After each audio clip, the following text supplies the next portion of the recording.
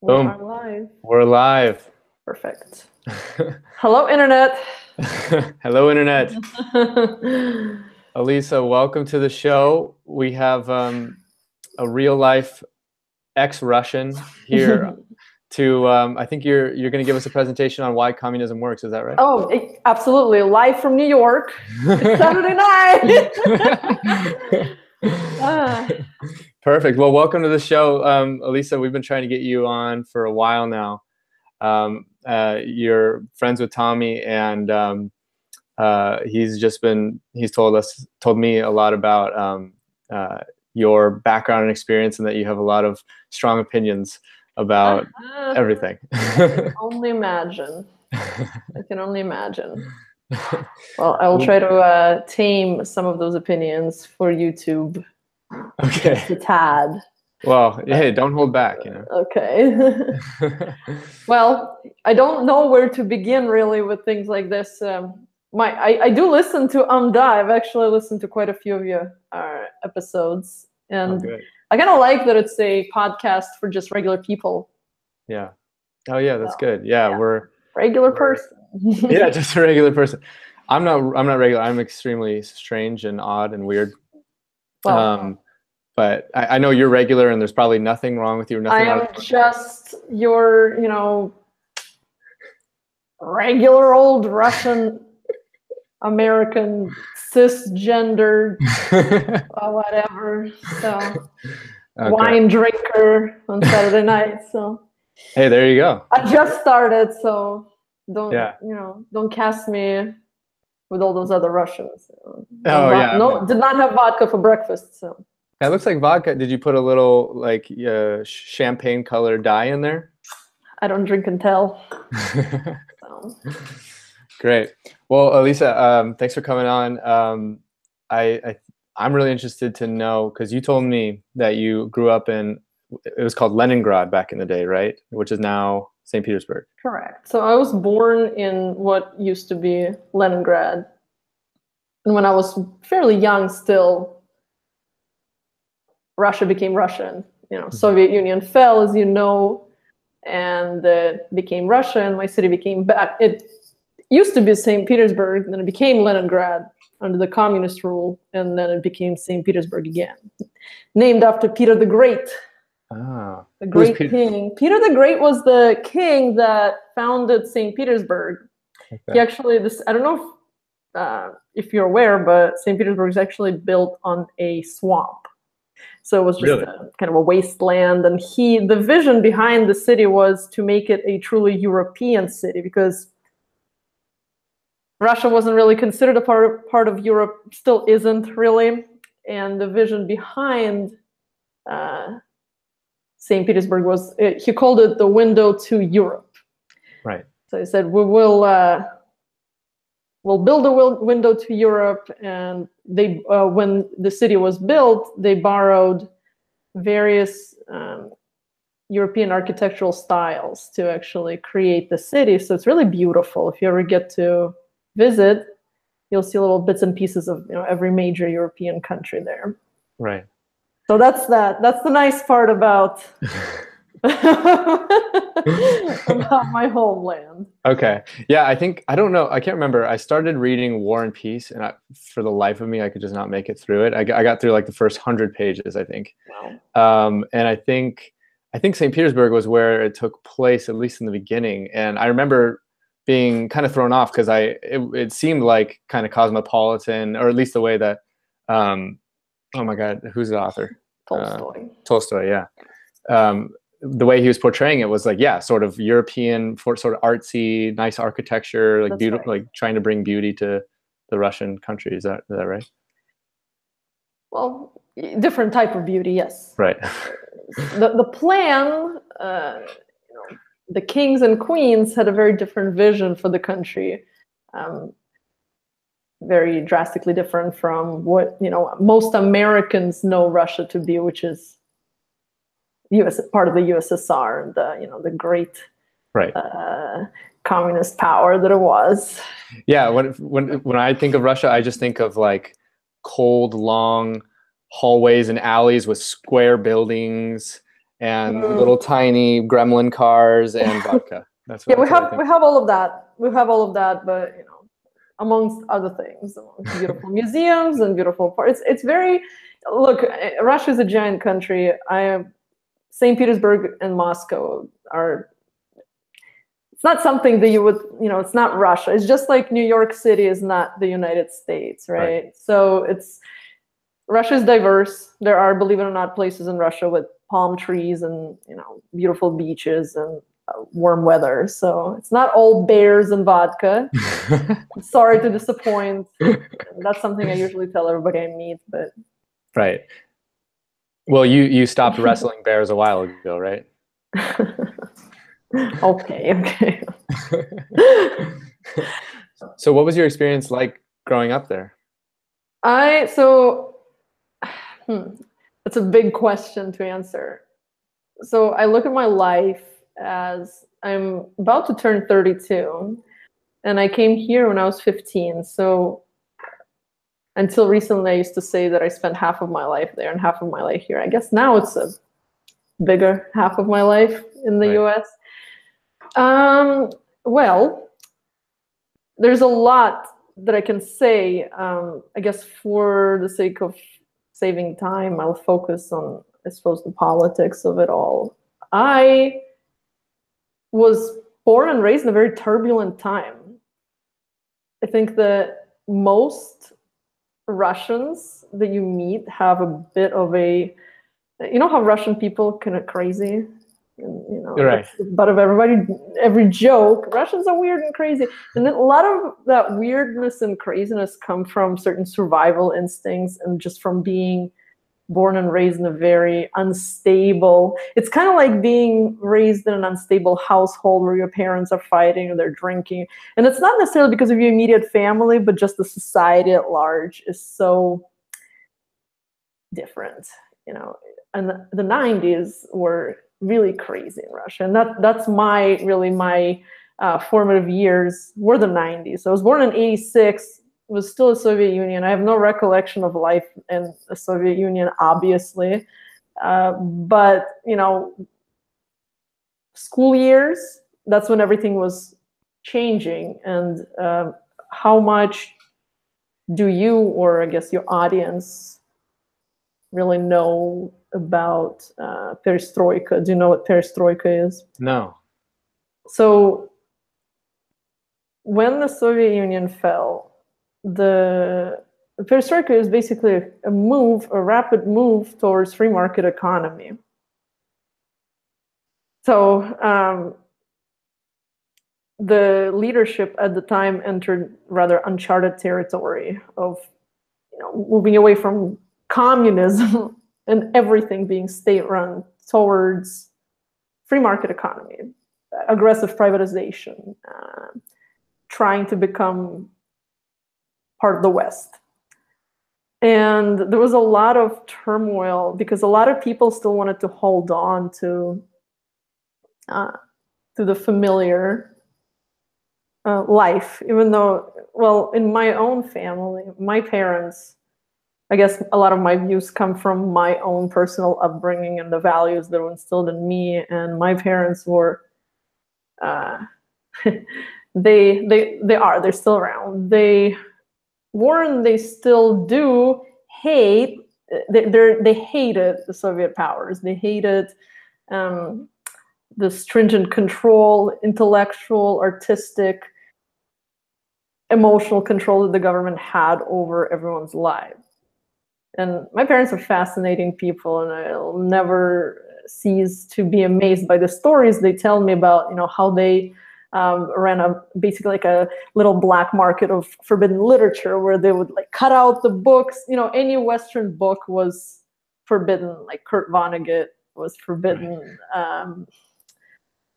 Hemingway was forbidden. These were not the books that, even though Hemingway was kind of a communist, but none of the Western literature was. It was all considered somehow anti-Soviet propaganda. So you couldn't get those books.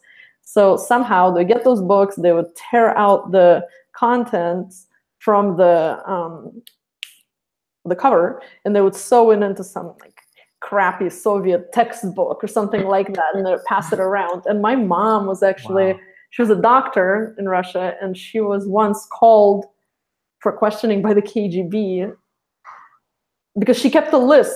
There was no computers or anything like that, so she had to she had a notebook where she would write down which books were given to whom, so make sure people would give them back. Right. So she'd say, red book to Natasha, or like yellow book to Irina. And actually, those people, she was telling me that her friends were called and questioned, saying, who is Eleonora, my mom? And they'd say, Eleonora, she's a doctor. And they would you've seen those movies about the interrogations and the intimidation tactics that the KGB employed. It's all real. It's all real. My father was a theater director in Russia, and he was, it was the same thing with him. And what he did, he told me he pretended to be a raging alcoholic who had lost his mind. So he was being questioned by the KGB, and he just said, I don't know, I'm just a drunk. I'm just a crazy drunk. I don't know. I'm not spreading any anti-Soviet propaganda. I may have said something drunkenly. Don't mind me. I'm just going to die soon from alcoholism anyway. Oh my God. So just stories like that were ever present. These are just snapshots into, my understanding of that life. In school, interestingly enough, when I started going to school, Soviet era really was not covered in our history lessons. I think everybody just tried to forget it as quickly as possible and pretend that it never happened. So we've focused on ancient history and European history and all types of history, with the exception Soviet history was no longer taught in school. So I always wanted to learn more. Actually, to this day, I'm pretty ignorant of the specifics of the October revolution or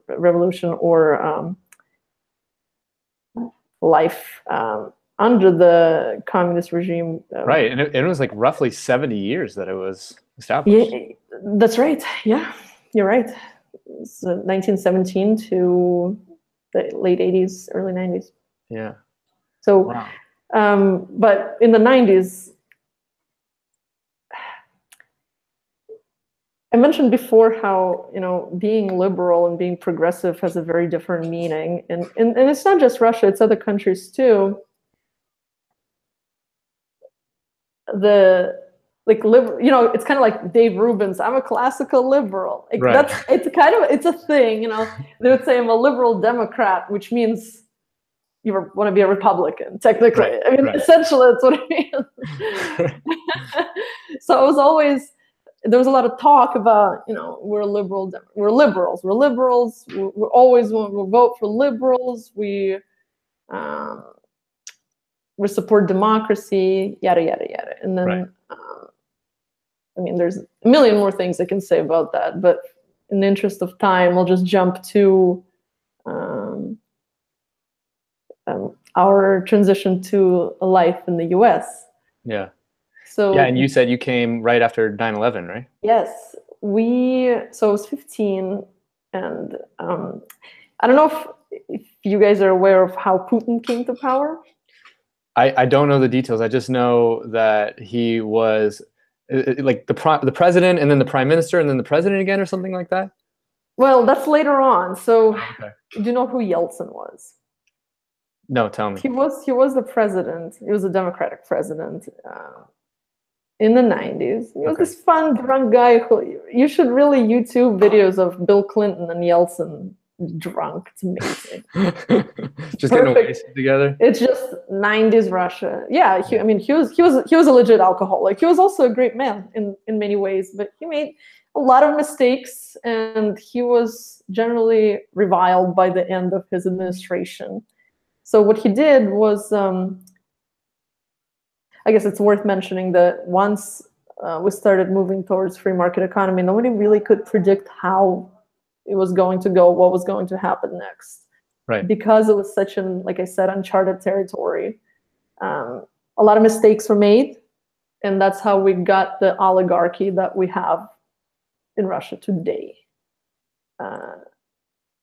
It always makes me laugh hearing progressive peers talk about the oligarch, the supposed oligarchy in the United States and the horrible gap between the rich and the poor. And pretty much everything that I hear my peers talk about, I mean, in theory, yeah, I totally agree, except none of it applies. None of it applies to the real life in the US as I see it. Right. I'll be challenged by everybody who hears it and knows me, but I'll stand my ground. Yeah. So when the year 2000, so in Russia, New Year's is a really big deal. We don't really celebrate Christmas because under the Soviet rule, atheism was, it was expected that we were atheists and no religious observance was permitted. Right. So even privately, like yeah, it was it was illegal. It was illegal. I mean, churches were destroyed. They were painted over. Bells were broken. There's a lot of vandalism. It was really crazy. And I mean, I'm saying that as a non-believer. I am very much a Christopher Hitchens, Sam Harris type of person in my spiritual beliefs. But nonetheless, it's a pretty horrific, barbaric way to deal with religion. So in other words, the state wanted to hold on to, they wanted to, in a sense, become the new church of the people. Well, of course. Right. But where I'm leading is, so New Year's kind of replaced what you would think of Christmas with the same customs. We would have a Christmas tree, except it's a New Year's tree, pine tree that we'll decorate and put up lights, and we had presents, and we had the old man with the white beard. He was called Ded Moroz, which basically means Grandpa Cold instead of Santa Claus. So it was everything symbolically was exactly the same, except no God. We're just here to meet and greet New Year. Did Grandpa Cold have reindeer as well? Yes, actually. The reindeer is not central. Reindeer was not a central character of the New Year's, but he was somewhere in the background. So anyway, it's a really big deal for Russians. They always get together and they cook an unreasonable amount of food and they drink an unreasonable amount of vodka and champagne and they celebrate, and it's just the joyous time of year. And we always watch TV because there's always some big announcement or some kind of show. So we're sitting, I remember being 14 and sitting in our living room, and then Yeltsin, suddenly every channel started translating the same exact thing, and it was Yeltsin basically announcing his resignation, saying, I'm done. I want what's best for my country. I feel like I've disappointed you all, and I'm done. I'm leaving. And he handed the torch over to Putin, who he perceived at the time to be, a deserving person to run the country. And we didn't know. I mean, no one really knew much about Putin. He was a young guy claiming to be for change and hope and change, so the usual narrative. And I'm assuming that you know a little bit about who that man is and what he's up to. So shortly after, it got to be a little scary, and we decided that it's time to back up and go. So what were the signs that you and your parents saw that made them so keen to actually they didn't necessarily agree. So my dad always maintained that the only winning move is not to play. So he just wanted to get out. He felt like there was no hope for Russia, and he felt that everything he once loved about it was gone, and it was such a shit show that the only way to really be happy is to get out. He always wanted to get out. Anywhere. He didn't care where to go. Germany, Israel, America, those were all options. He just wanted to leave. My mom, on the other hand, really wanted to stay. She was a big believer in that change. She was she was always, she's actually, to this day, she watches all the, independent coverage of what's happening. We went to protests and all of that. So she was a very successful doctor in Russia also, so she didn't really want to leave. My brother, who's much older than me, is more on the same page as my dad, where he just he's even more, his hatred for Russia is more passionate than anyone else I knew. So he convinced my mom that it's time to go. He said, do it for your daughter. She's still little. She still got a chance. So, I mean, I didn't want to go at the time because I was a salty teenager. And angsty. Yeah, I was definitely, piercing my nose and stretching my earlobes and not wanting to go anywhere. So, but we did get the tickets, and as we were waiting for our departure date, September 11th happened. And we actually were really ignorant about life in America. We didn't even know what the Twin Towers were. Like Twin Towers, whatever. I mean, we knew it was like some buildings in New York. Right. But we didn't really know what the World Trade Center meant. But we did see, I remember seeing the coverage on TV and everybody calling us crazy, saying, I certainly hope you're not still planning on moving there. You're not going anymore, right? Are you out of your mind? I remember everyone in school saying, as if I had any kind of say in the matter. But, we are crazy, we're Russians. So we did move, and I actually saw the remains of the World Trade Center when I came here, and it was horrific. I live in New York now. Been here for nearly 10 years. I did not move. I didn't move to New York right away, but we visited New York right after we got here. But back then, for 15-year-old me, I mean, it's kind of like, this sucks, but I couldn't possibly care less about the implications behind anything that happened. I was very apathetic at the time. I was very I was a teenager to the max. Right.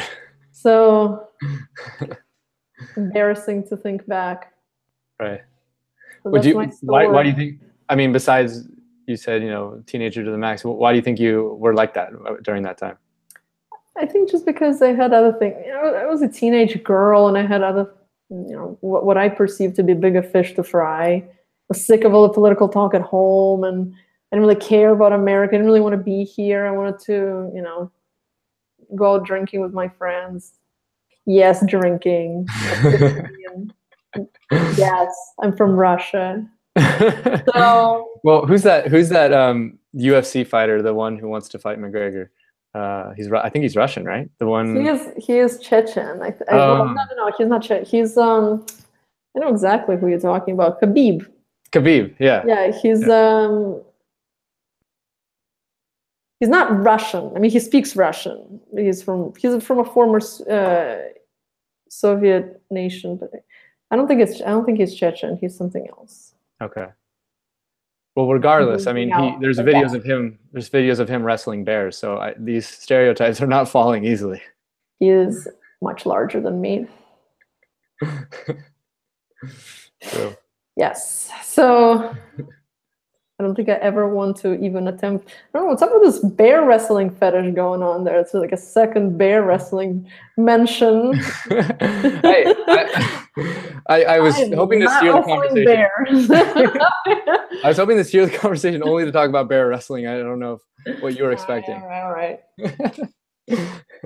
What do you mean by bears? Let's clarify. Right. Gay people are not accepted in Russia, as you know. Right. Well, they don't exist in Russia, right? There's none of them there. That's right. Yeah. Well, yes. Let's not even go there. Let's not even go to that territory. It's absolutely terrible what's happening with just any kind of human rights abuses that are currently taking place. It's a whole separate conversation. Right. Not a supporter. Yeah. So when do you think you kind of got interested in, you said you're interested in Soviet history now, and you started to transform from that apathetic teenager to who you are today?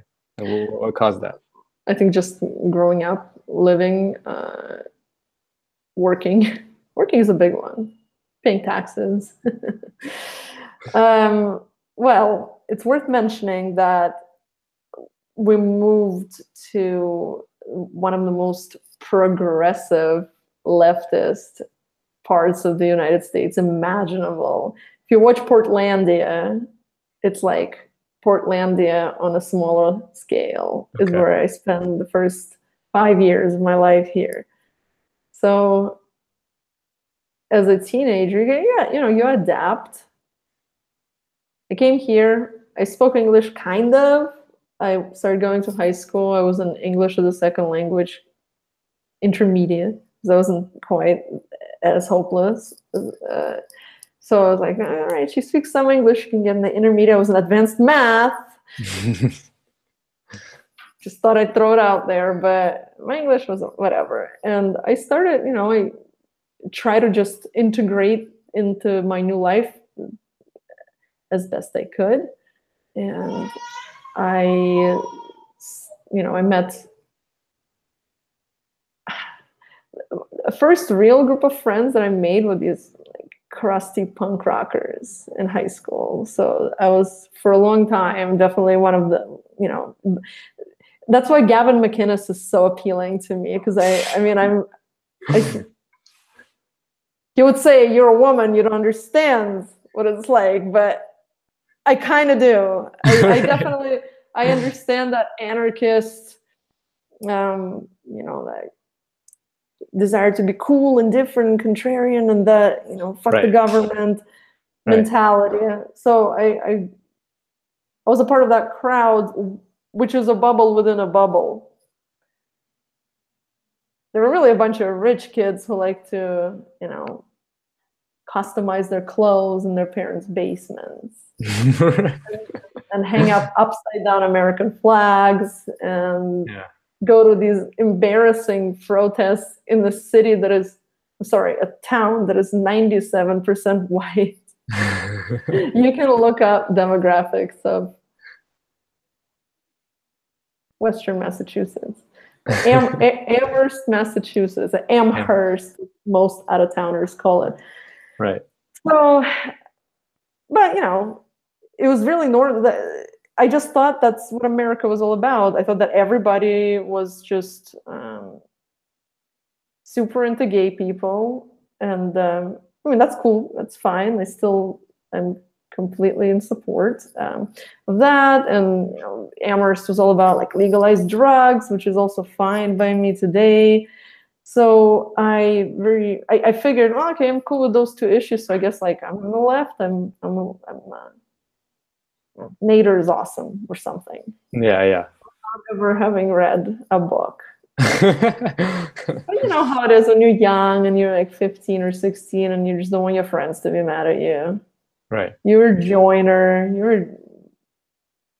So definitely huge, big time joiner at the time. Yeah, but it seems like still even the demographic that you choose kind of is revealing of your personality type. It's revealing of what, intellectually how you may grow from there. Where I don't know if you said you understand that sort of contrarian view or the Right. Well, I guess I was always sort of like a libertarian without realizing it. Yeah. If it makes sense. I think there's a lot of people like that. Yeah, I think so too. And I think that it's just it's unfashionable to voice certain opinions. I have a friend who is, when she talks about her views, I mean, you would think this is like, you're a Trump supporter. Yeah. But then identity politics come into the mix, and no, she's a big time Democrat, super into Obama and Hillary, but closed down the borders. I don't understand the Right. I'm an immigrant myself, so it's always hard to I don't want to appear hypocritical. You know what I mean? Yeah. Like, well, you shouldn't really speak against immigration. You have no right to speak out against immigration as an immigrant. And I mean, there's probably some truth to that. So I'll abstain from really going into this. But at the same time, like you said, you didn't have a choice in the matter. You came here when you were 15. Yeah, but I have a choice to stay now, and I choose to stay. Right. And I choose to be grateful for everything that this country has given me, to support me in this transition and to help me build a way better life than I would have had otherwise. I would have most likely been imprisoned in Russia, because Russia is actively prosecuting, imprisoning people for tweets and Facebook likes. That's something that most Americans are not actively aware of, but it is true. So there's a lot of people that say, or when they talk about Putin, I don't know, tell me if this is in anywhere close accurate to what you're referring to right now, where they say, because Putin was KGB, they say once KGB, always KGB. That's right. So do you think if you were to stay there, like you said, and you were expressing your views and doing things like that, is it sort of KGB light? Is it kind of the same sort of censorship that was around in the Soviet Union? It's not as blatantly obvious, and I'm not as important to be someone, I'm speaking hyperbolically when I say that I've been in prison. However, people do get arrested. People do get arrested for organizing, for protesting, for holding up a sign peacefully. So you never know. Putin will tell you that there is no censorship in Russia, that we have the most free, transparent, unbiased, nuanced, every buzzword in the world, leadership and mass media. Our mass media is just lovely. It's honest, it's unbiased, it's transparent, it tells the truth, it tells you how it is.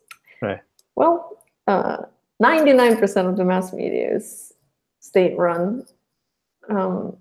Anybody who dares to voice opposition somehow dies shortly after, or goes to jail and is not allowed to run for president, the way Navalny was not allowed to run for president this time around. I don't know if he's one of the biggest opposition leaders. He is really the biggest opposition leader in Russia. He does these amazing investigative reports on every corrupt politician and anybody in Putin's circle who...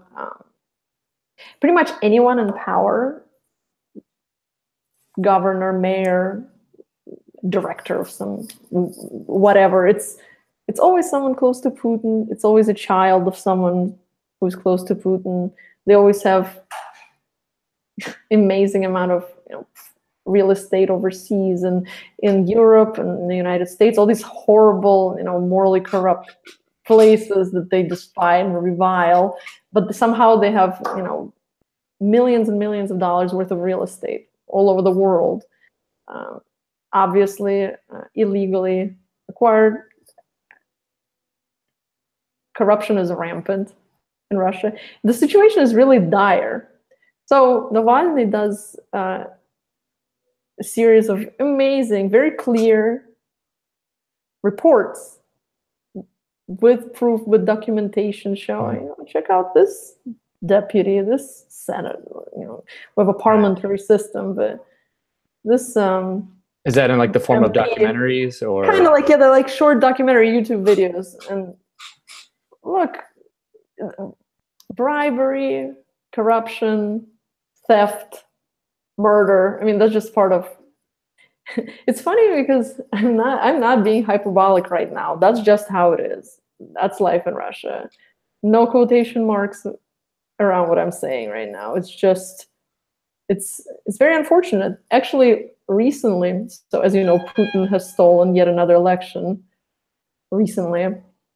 And 2 days before his inauguration, his opposition was organizing a countrywide protests in every major city in Russia. The government shut it down. They basically said, we don't approve. you can't come because they wipe their asses with the Constitution on a daily basis, and we don't get to protest or voice our opinion. But people came out anyway in pretty much every major city, and you can find videos on YouTube. At this point, everything is out there. You don't have to take my word for it. You will find videos of 12-year-olds being violently arrested and dragged into the police cars for just holding up a sign. You will have interviews with people, with young college kids or high school kids saying, aren't you afraid to be standing here with the sign because you see other people being arrested and beat up? They said, I am afraid, but I'm afraid for my future more, so I'm here. So there is the issue of police brutality that's so close to my heart. That's also very real. I draw a parallel with the narrative of police brutality here in the US. It's not the same, and it's very, very hard for me to be sympathetic to the narrative-based coverage of supposed giant problem of police brutality in the United States. We have court system, we have wrongdoing on behalf of police officers is investigated, prosecuted. Our courts in Russia, they'll believe you if Putin or one of his boys will tell them that a man in a wheelchair robbed the bank and ran away, he will get sentenced. If a blind man did the same thing, if a blind man was spying on somebody, he'll still get a sentence. It's corrupt to the point of absurdity. But that is the situation today. And I anticipated being a situation for a long time. Libertarian Party of Russia is actually doing quite a lot to organize and support what they call a digital resistance. Because, are you aware of what's happening with Telegram? No. Do you know what that is? No. It's kind of like, do you know what WhatsApp is? Yeah. So it's kind of like, Viber or it's a messaging app that's it's encrypted. Right. Oh, well, recently they tried to shut it down. I mean, they are leading an aggressive anti-internet campaign because the internet is the last free place. Yeah. Russia. Yeah. That's the last place where people can actually make a living without the state's interference. Patreon and you know how it works as a YouTuber. Right. But that's that they're trying their best to do away with it, and they are succeeding. But people are fighting back, and I feel good about it, because for a long time I think a lot of people were kind of sitting with their arms folded and not really doing anything, just trying to survive. But at this point, the younger generation said, enough is enough. We have the internet. Fuck this. We're gonna push back. Right, because once you know what's out there, it's hard. You can't unlearn it. They want to be free. They want Russia to be a European. They don't necessarily want to be like the US, but they want to be a part of Europe, like Peter the Great originally intended. Right. They want to be free in their own way. And they're not, because we don't have freedom of speech. We don't have freedom of expression. We don't have freedom to organize and to oppose and to live.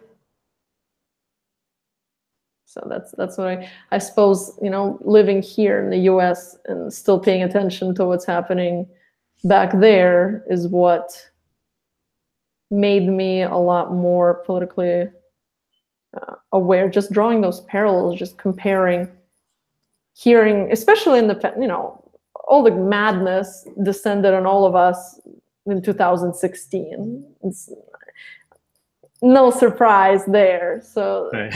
Suddenly everyone who used to only be interested in makeup tutorials became an economic expert. So, I did the reverse. I was an economic expert, then I started doing makeup tutorials after. Those are fantastic, and maybe that could be our next hangout, and we can share some tips. Sounds good.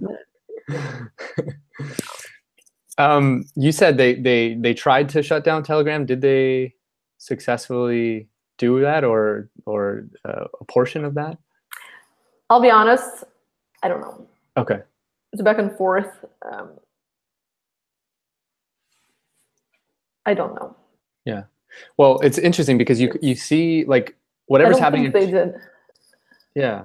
Because whatever's happening in China with, their censorship of the internet, what you're telling me now about Russia, the case in the UK with people cops showing up at your door after tweeting something. It's like you can kind of, like you said, draw parallels. You start to see this trend. And for instance, yesterday, Tommy Robinson in the UK was arrested, for just live streaming outside of a court showing. And I'm not the biggest Twitter guy in the world, but when I use it to figure out what's going on, and occasionally I'll tweet, occasionally I'll reply, I'll retweet things that I like. And yesterday, just because of what happened with Tommy Robinson, I tweeted once or twice and retweeted maybe 4 or 5 people and was liking things and stuff like that. And all of a sudden, like I was making a comment on something. As soon as I pressed enter on it to post it, Twitter's like just put this big, I don't know what you call it. It basically locked me out of my account. Interesting. And said, we noticed that you've been displaying like automated behavior, as if I was a bot or something like that. And the only way they would let me back in is if I did a catchpa, whatever you call that thing. I'm not a robot. Yeah, I'm not a robot. Exactly. And the other thing was they wanted my phone number, and I didn't give it originally when I signed up for the account, even though they asked for it. And I figured out a way around it that I think will hopefully keep my number from them. But it's like, like you said, when you were talking about things in Russia, you said you were not being hyperbolic. Right. I hope I'm not being hyperbolic by saying I don't think that it's a coincidence, like what I'm tweeting about, who I'm tweeting, and things like that this happened. Like I said, I'm not a big Twitter guy anyway, so it's not like I'm retweeting every single thing I see on my feed. But it's just this general trend of censorship that people are starting to fight. I don't have a conspiratorial mind, but I definitely notice the trends. They're difficult to ignore. Right. I do not tweet. I think the only time I tweeted an original thought was when Tommy and I went to a tent to see Gavin McInnes at NYU. And he was pepper sprayed, and I posted a video. Right.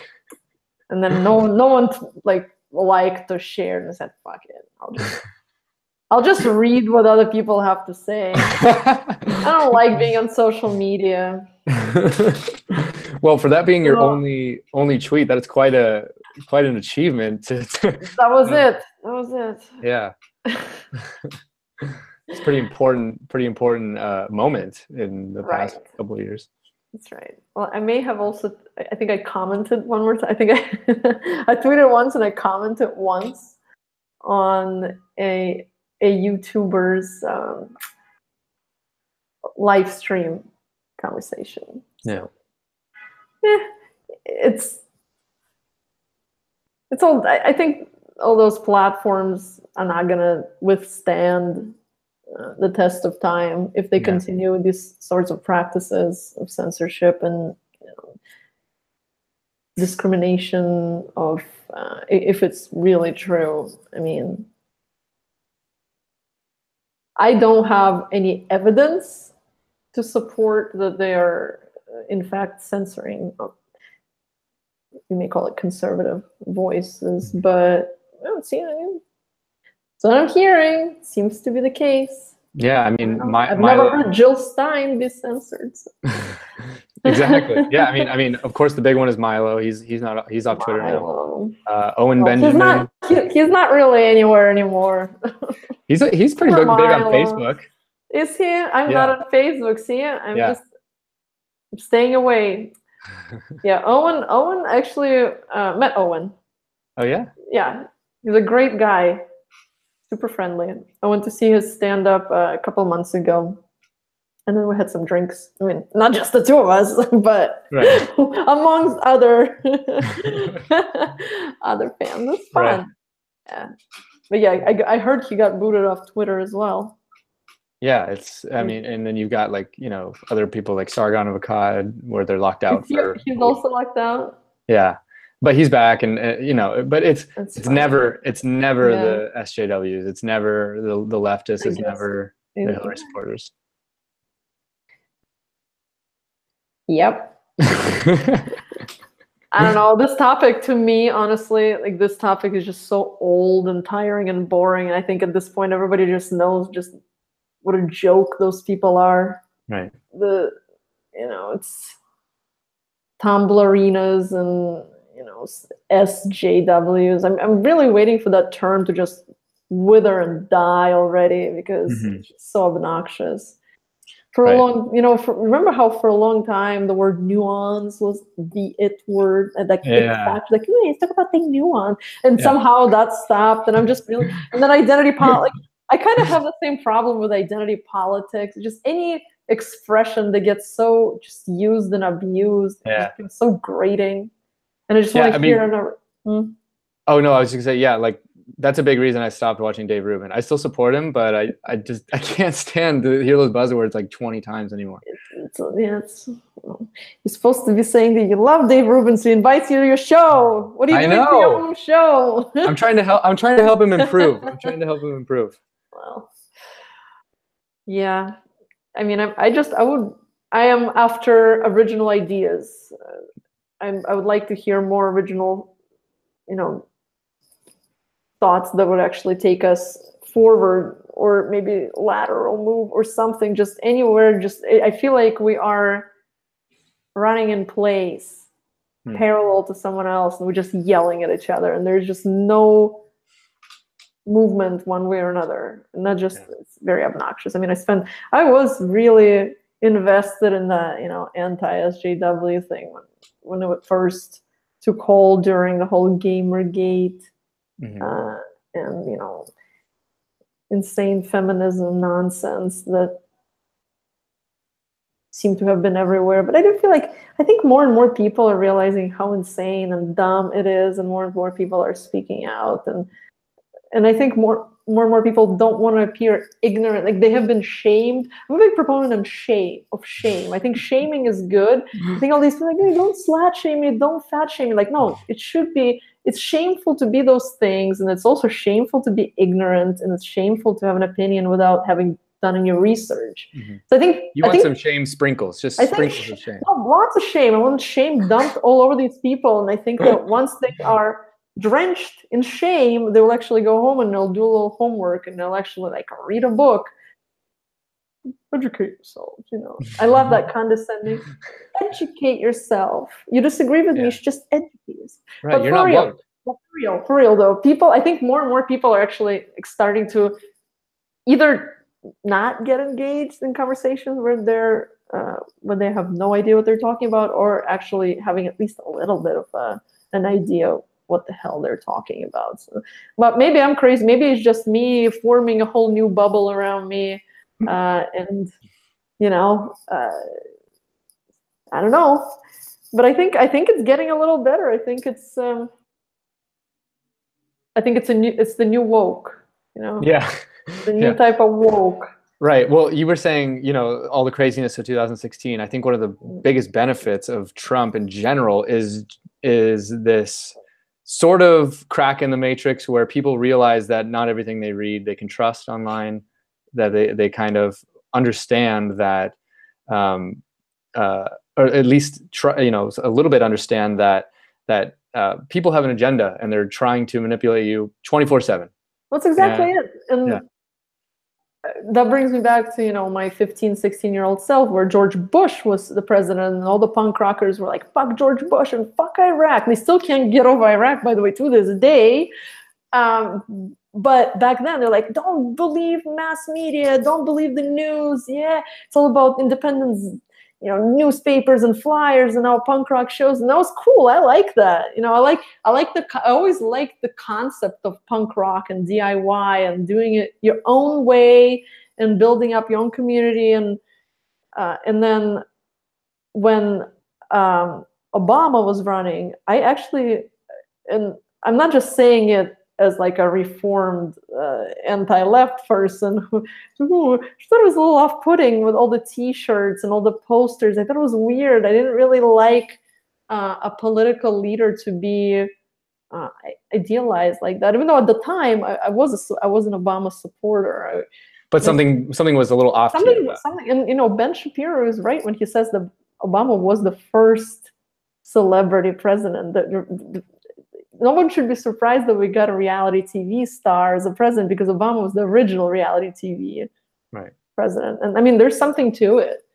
He just signed a deal with Netflix. I know. He got a lot of money for it, like a crazy amount of money for it. So, well, I'll probably check it out, and I'll definitely hear Ben probably tear it up, tear it apart, and just destroy it. And one of his things I hate segments. Do you listen to his show, Ben Shapiro? Here and there. I cannot do him on a daily basis, but I definitely tune in from time to time. I totally listen to him on a daily basis. I don't think I've missed a single episode in the past 2 years. Oh my God. I know. I'm like really proud of myself. I listen to him in the bathtub.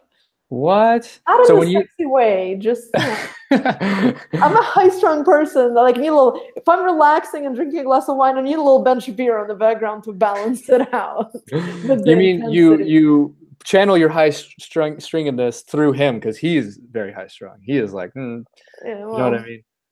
He's very. I don't necessarily channel it through him. I find a little I am not quite as. I don't think we're not, in sync, in lockstep in our ideology or our worldview, but there's a lot, there's a lot I admire and respect and love about him. Right. And I'm probably 100% aligned with him on anything foreign policy related. Yeah. So I actually am aligned with the Republicans on foreign policy. I'm a little bit more still on the, I suppose, liberal side when it comes to domestic issues. Yeah. Not really, I don't have this idealistic view of what the 1950s were. I'm not really after the creepy policies that's supposed to bring that back. Mm-hmm. Yeah. Yeah, it's like you're saying. It's like you were just saying. You want something new. You want new ideas to come forth. I want actual progress. I want actual change. I don't want this reuse and recycle of old. I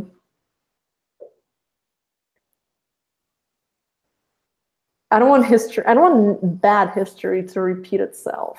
Right. And I don't like where. I'm really horrified by what the Democratic Party has become. Yeah. Really am, because I do. A part of me still does want to. There are certain things in principle that I like about Democrats. So I guess I don't really have much of a home on the political spectrum to land on. You're a punk rocker. That's right. You're an anarchist, I think. That's right. Well, I probably, in all seriousness, like ANCAPs, the Stefan Molyneux types. It's an interesting intellectual pursuit. Let's put it that way. Yeah, it's an intellectual exercise. It's not a way to govern. I mean, obviously it's not a way to govern, but it's not a way for society to function realistically. Has Tommy told you that I've been on a Stefan Molyneux kick for the past 6 months? Well, me and Tommy has gotten in numerous arguments over Stefan Molyneux. I have a lot of opinions, and I've also been listening to his show longer than you guys have. Yeah. Probably for the past 4. I was telling Tommy in my previous life, I was a school psychologist. So I actually worked with kids who are underperforming in schools academically, socially, etc., emotionally. And I was really interested in researching parenting styles, and that's how I discovered him, because he a big part of what he does in his podcast, and he talks about the idea of peaceful parenting. He's very against corporal punishment. So I was like, okay. And then I was really kind of flabbergasted by, like, okay, so this guy is really against corporal punishment, but he doesn't align with all this like left stuff, everything else. Like, why is he against immigration? Why is he? So I was intrigued by him, but ultimately, I'm not a supporter of Stefan. Sorry, I'm not on Stefan wagon. I think that there's a lot of really dangerous. He's a very intelligent, very charismatic man, and I can't, I have to grant him that. But I also think that there's a lot of personal baggage that plays into his analysis of life. And I have a major, major issue with the phone calls that he takes. That's the part of the podcast. Like, I'm fuming when I listen to those. And I text Tommy, we have, long exchanges. You can ask him to show you. Mm-hmm. Where I just freak out and I text him these long paragraphs about everything that I think went wrong in those conversations. But well, I mean, it's not going to be beneficial for me to be like, well, Stefan would say this, well, Stefan would say that. The only thing I can say is that I think he makes a big point to say that it's about the argument, it's about the ideas. It's it's not an argument. Right. It's when someone says I'm offended, or someone says but that's not his idea. You know what I mean? Like, he didn't come up with it, right? He didn't invent any of these ideas. He just packaged them. He rebranded. He's a great salesman. Okay, he's a salesman of ideas, and he's able to eloquently. He's a great performer. All right, but he did not. He calls his Freedomain Radio a philosophy podcast, which is. I really find it to be the case. I don't think it's a philosophy, but I mean, I suppose you can call it that. It's not really what I would personally consider, philosophy. It's more like opinion column, really. Mm-hmm. It's like saying Barry Weiss writes philosophy column in the New York Times. Like, no, it's just her opinions, her analysis of current events. And those little therapy sessions with like the weakest possible people who call in to embarrass themselves publicly on the internet. To me, listening to those people bitch and moan about their unsuccessful relationships to Stefan is similar to witnessing an autistic America's Got Talent contestant perform and be embarrassed by whoever the judges are. Like, that's, so you don't think it's beneficial to those people? No, I don't. I do not. I think that those people are beyond weak, beyond broken, and this type of. I think that those people, they would soak up whatever ideology was presented to them at the time. So if they called Glenn Greenwald, and Glenn Greenwald started talking about, how Sam Harris is a racist, or, the United States is at fault for all the evils and horrors in the world, they would probably adapt that worldview, because they just are so lost and do not know who they are. And it's true. I mean, he knows that it comes from some very traumatic childhood experience. I mean, it really doesn't take a genius to figure that out. But he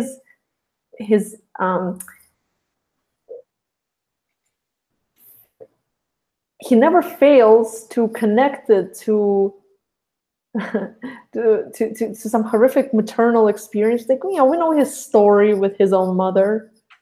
We know the story with his. I don't know if you do. I do. He's talked about it. And I think that that's some baggage that he has not been able to let go, and he's projecting onto all of his callers. It could be true, right? It could be true. There is every situation, there's 1,000 of vantage points, right? And each one tells a different story. Mm-hmm. So if you have an obsession with maternal trauma, you can find a way to channel that in every conversation.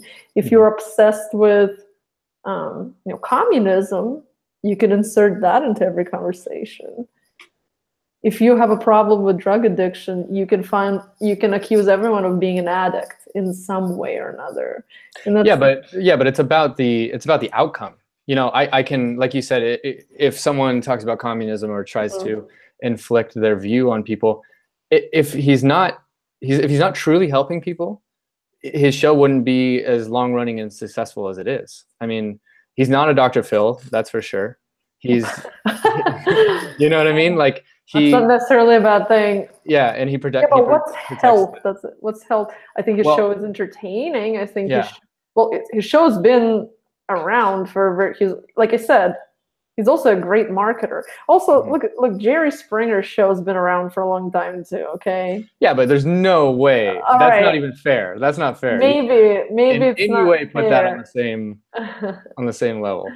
I'm not saying that content-wise it's the same thing, but people find heroin's been helping some people. Like just because something may be helping you get through something doesn't mean that it's necessarily good for you or the society at large. And hey, I like I said, I still listen. I'm still curious what he has to say. I like his bit on I like his defense of Jordan Peterson that he did against that smear article in the New York Times. Like I like his analysis of, although I find a lot of them to be like over the top and unnecessarily dramatic, but I still there's definitely some merit to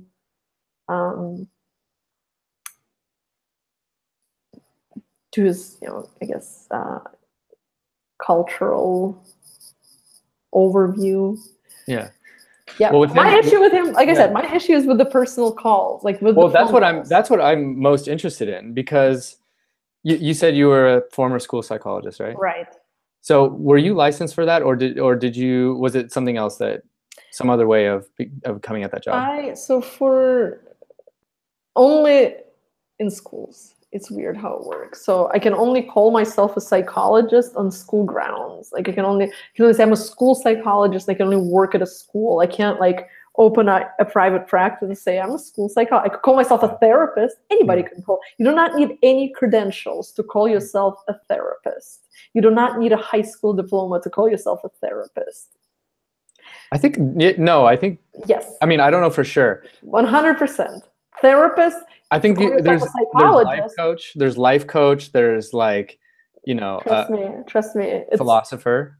But I don't think you can say you're practicing therapy. Yes, you can. Yes, you can. Legally. Yep. Okay. Yes, you can. You cannot say you cannot say you're a psychologist. You need to have a PhD or PsyD to have a little, blinking out the word, the note, on your door that says psychologist, PhD or PsyD. I could say I'm a psychologist within a school setting. Okay. But anyone can say I'm a therapist. You can say I'm a chair moving therapist. I walk around the room and I help people. I guide them pushing chairs, and that's my way of, it's therapeutic, and it's like moving chairs. It's kind of like moving the pain away from them and pushing it away, and that's our therapy. Therapist is bullshit, all right? Anyone who just says I'm a therapist is full of shit. It's the same as the people who say I'm an expert. Anyone's like, oh, so-and-so is an expert on crystal healing. Do not trust an expert or a therapist. I'm with you on that. So, well, here's what the main thing that I'm thinking about with his calls, because personally, they've helped me a tremendous amount in terms of like reconciling emotional issues or understanding my own life in the way that I relate to people in relationships, the way I relate to my past. I can say it's been like life-changing, really. I couldn't make enough money in my life to repay the amount that I like the amount of benefit I'm getting. I'll just say that, number one. Now, and the second thing is with his call-in shows, and I know, maybe not too many people that watch this know about Molyneux and all the different things that he does, but you know, maybe this will make people interested or curious. I wonder how much, you know, people who practice psychology or people who are therapists or anyone that does it in a professional setting, how much of it is their own baggage of going to school, of a lot of times going into debt, a lot of times having restrictions on them of what they can and can't say to clients. How much of it is the APA, the American Psychological Association, wanting to make money? There's a lot of control and oversight in the world of psychology. Yes. In terms of getting licensed and stuff like that. So sure. I think it's impossible in the same way that a priest who is in his final year of the seminary, it's a lot easier to question God's existence in the first 3 weeks of your seminary school than it is when you get to the end. And so I think what I want to find the line between is what is actually beneficial to have some professional background and have, you know, supervised, licensed, practicing hours where you work with clients and you get feedback, and what is and isn't okay to say to people to try to help them, and how much of it is a lot of people being duped and feeling stupid that they had to get all this licensure and accreditation and oversight to help people and to go into debt and to do all this stuff. And I think what my intuition is that there's a whole industry behind psychology, behind therapy, that has a lot to lose if people like Molyneux can go on the internet and start helping people in the way that he's helped me personally.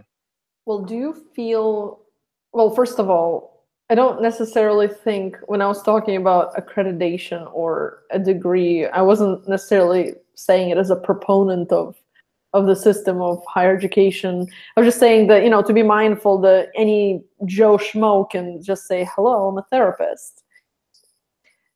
That said, you may have an incredibly insightful, talented, emotionally intelligent person call themselves a therapist. I'm just saying that it's kind of like I don't know. I don't have a metaphor, but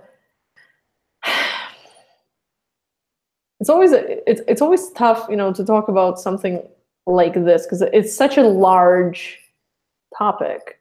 I mean, it's a man who's been around for such a long time. I also feel so odd, like I feel a little awkward discussing another person, but he's a public figure. I've heard what you said from other people, and I don't want to echo the most, you know, banal criticism of him. It's like, but he's a misogynist. I mean, people have called me a misogynist, so it means nothing. But I do feel that he is unfair to women. A lot of the times during those phone calls, he's unfair to women. And I have to, you know, I do have to put my foot down and say, as a Gavin McInnes fan and admirer, and right. Somebody who I do, you know, I agree that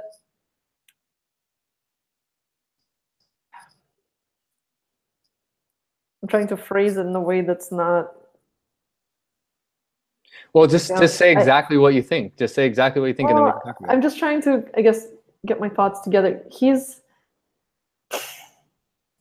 I guess we can resort to the most like low-hanging fruit. You know, that controversial video of him saying women need to be responsible for choosing assholes. You know that one? Have you heard it? No, but that sounds like him. Well, that's the one that he gets all the flack for, is that he's saying somebody called in about their abusive father, and he completely ignored the fact that this man was, you know, mistreated and abused by his father. He said, yes, I'm sorry your father abused you, but your mother chose this asshole, and women need to start being responsible for choosing assholes to reproduce with. And if it wasn't for your mother choosing this douchebag, then you wouldn't have been abused. Mm-hmm. It's not fair. You know what I mean? It's just not fair on the small shred of life that somebody shares with you to make such an important big judgment that could potentially affect your relationship with your mother. And I think, I'm a mother now, so maybe I'm biased in my own way. I don't know. I have a 7-month-old daughter, and who knows what's gonna happen there. Like, again, I, as a former psychologist, keep thinking of all the craziness she's gonna, I'm gonna fuck her up in so many ways, and that's just unavoidable. But I also think that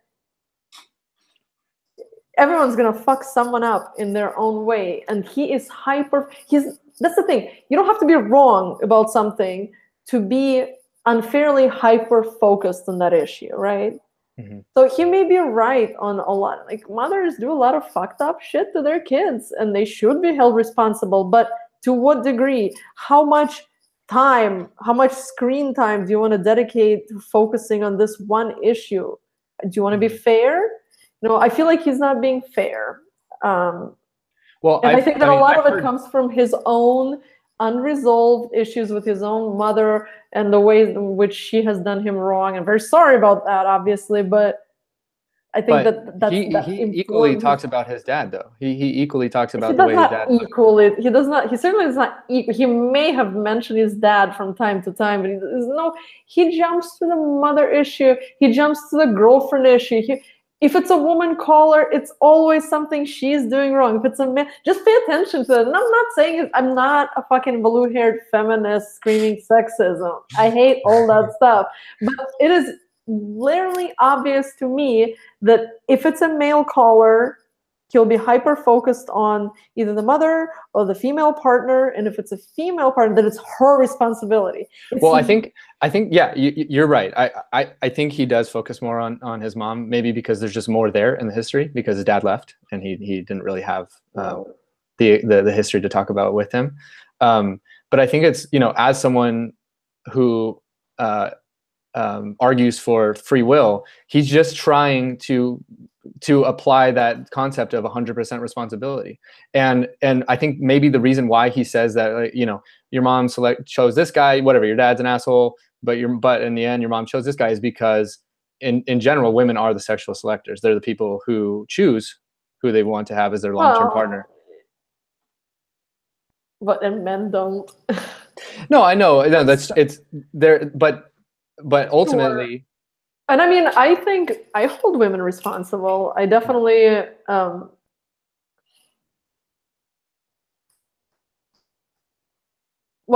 guess I have to restate that the way I see it, he's not, it's disproportionately.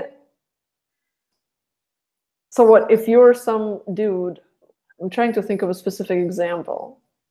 Some guy was like, well, I'm just dating another single mother, and it's just terrible, and she cheated on me. It's always like these pathetic people, too. Sad. I feel sorry for them. I do. But it's also like, whatever gave you a good, whatever made you think that it was a good idea to call in and have that be on the internet?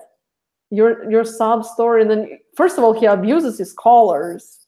And I'm all for tough love, because look up Albert Ellis. He's a famous psychologist who was utilizing a similar approach decades ago. He would have these auditoriums, and he would ask a person to come on stage, and he would perform a mock therapy session with him. And he would not be one of those oh, I understand. Tell me more. Tell me about your mother. He would kind of aggressively force that person to take personal responsibility and kind of borderline abuse them.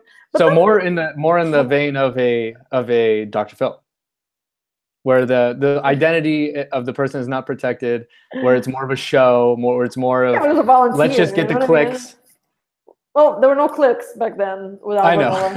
There were just people who were buying the tickets. You know what I mean? Yeah, exactly. I understand. But how is that any different from anything else? I mean, yeah. Stefan, who doesn't do it for the clicks? Let's get honest. I mean, we're doing it for the clicks. Everyone's doing it for the clicks. I know, but that's not what I mean. I mean that it's to see someone real time do that. It's they're more interested in the theatrics of somebody breaking down on camera and doing whatever. with that's why I watch Stefan. I mean, I'm interested in the theatrics. Yeah, but it's absurd theatrics, and it's entertaining.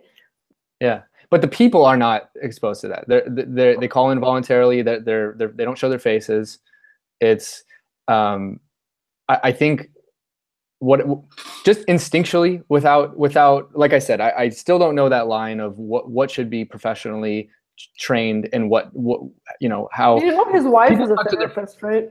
Yeah, his wife's a therapist. Yeah, and so he gets that side of the thing. Have you ever heard them together? Talking together? Yeah, there are videos of them together. Yeah, I haven't seen that old stuff yet. I should watch it. I mean, his old stuff is pretty fascinating. Yeah. And that's back when he was a lot more, how he gets all this criticism for promoting the idea of DeFu, the family of origin. Yeah, I mean, if you search his name, 7 out of 8 links are going to be about that. I mean, a lot of it is bullshit. A lot of it is smear. That's not my problem with it. I mean, I agree with the idea that adult relationships are voluntary. I don't think if your parents are a rapist and a horrible abuser that you should just maintain a close relationship with them just because the Bible says so. Right. But I think that there's also, but that's the thing is that's also a spectrum. I think that he's also too quick to jump to that conclusion. Like if somebody flipped out at you angrily once they were drunk when you were 7 or 4, he was an abuser. The term abuser should not be abused. That's what I think. Because everyone in the world has technically abused somebody. Yeah. Just like with the Me Too movement. Mm-hmm. Come on, everyone at some point has done something creepy and unsolicited to another person for which they can be then accused of, you made me feel uncomfortable, you harassed me, you came on to me, etc., etc., etc. Not all of them were Harvey Weinsteins. Right. That's the thing. No, I know. It's a spectrum. And I agree with you that word abuse it carries a big, you talk about baggage, that word has a lot of connotation. But I think what is the benefit of it, let's say your average parent, they say 90% of parents spank their kids. All right. Let's say a parent spanked their kid 2 or 3 times in their life, and that was it. If you admit to yourself, as a parent, if you can admit to yourself and you look back and you say that was abusive, not only, and you can admit it to your child later, not only will that improve the relationship, but it'll allow you to feel the pain that you may have inflicted, whether that is because of tradition, if that's because you lost your temper, whatever. Coming to terms with the idea that you may have been abusive at a given time, in a given period of time in your life, is a painful feeling. It's like it is. It's like Solzhenitsyn says, the line between good and evil is, goes down the middle of every guy's heart, of every person's heart, and no one wants to cut off a piece of their own heart, because everyone in the end is capable of being good and evil. And so if you can admit that you have inflicted pain, that you've caused harm and you've been harmed equally, it can open the door to amazing love and growth and emotion, and you can shed unhealthy relationships. You can grow the relationships that you still have. I mean, that's the goal of psychotherapy, right? That really, but it's not something he invented. You know what I mean? It's whatever people come to that realization through different means. And I think that, look, if that's all you took from listening to that podcast, that's wonderful. The way I see it, that's not the only thing a lot of people take from it. Have you ever read God? Have you ever looked at the comments? I don't know why I always go down the rabbit hole of reading any YouTube comments. But, the true face of humanity is really shining through the internet. The internet has shown us what your average person is all about. What anonymity combined with a keyboard will show you. It's better than any kind of, voting polls or any kind of telemarketing, statistical analysis. It's also self-selected though, because the people that are sure prone to do that are going to be the ones commenting. There's a lot of them. Many of them. There's too fucking many of them, and my heart sinks I start reading it, and it obviously depends on which video we're talking about, but his specifically, and I don't like to accuse people of guilt by association, but MGTOW movement, hey, he's the leader. They call his videos MGTOW recruitment videos. He even started making jokes about that. He was like, oh, it's another MGTOW recruitment video. You know about... yeah. Okay. Yeah, it is, I don't deny that a lot of men see that, but it's like that stuff doesn't become popular for no reason. I know, it's a reflection of culture. You're socially adequate, well-adjusted human being who is probably, has not been miserably unsuccessful with women or friends in their life, right? So you are able to kind of ignore certain things about maybe what you're hearing, what you're taking in.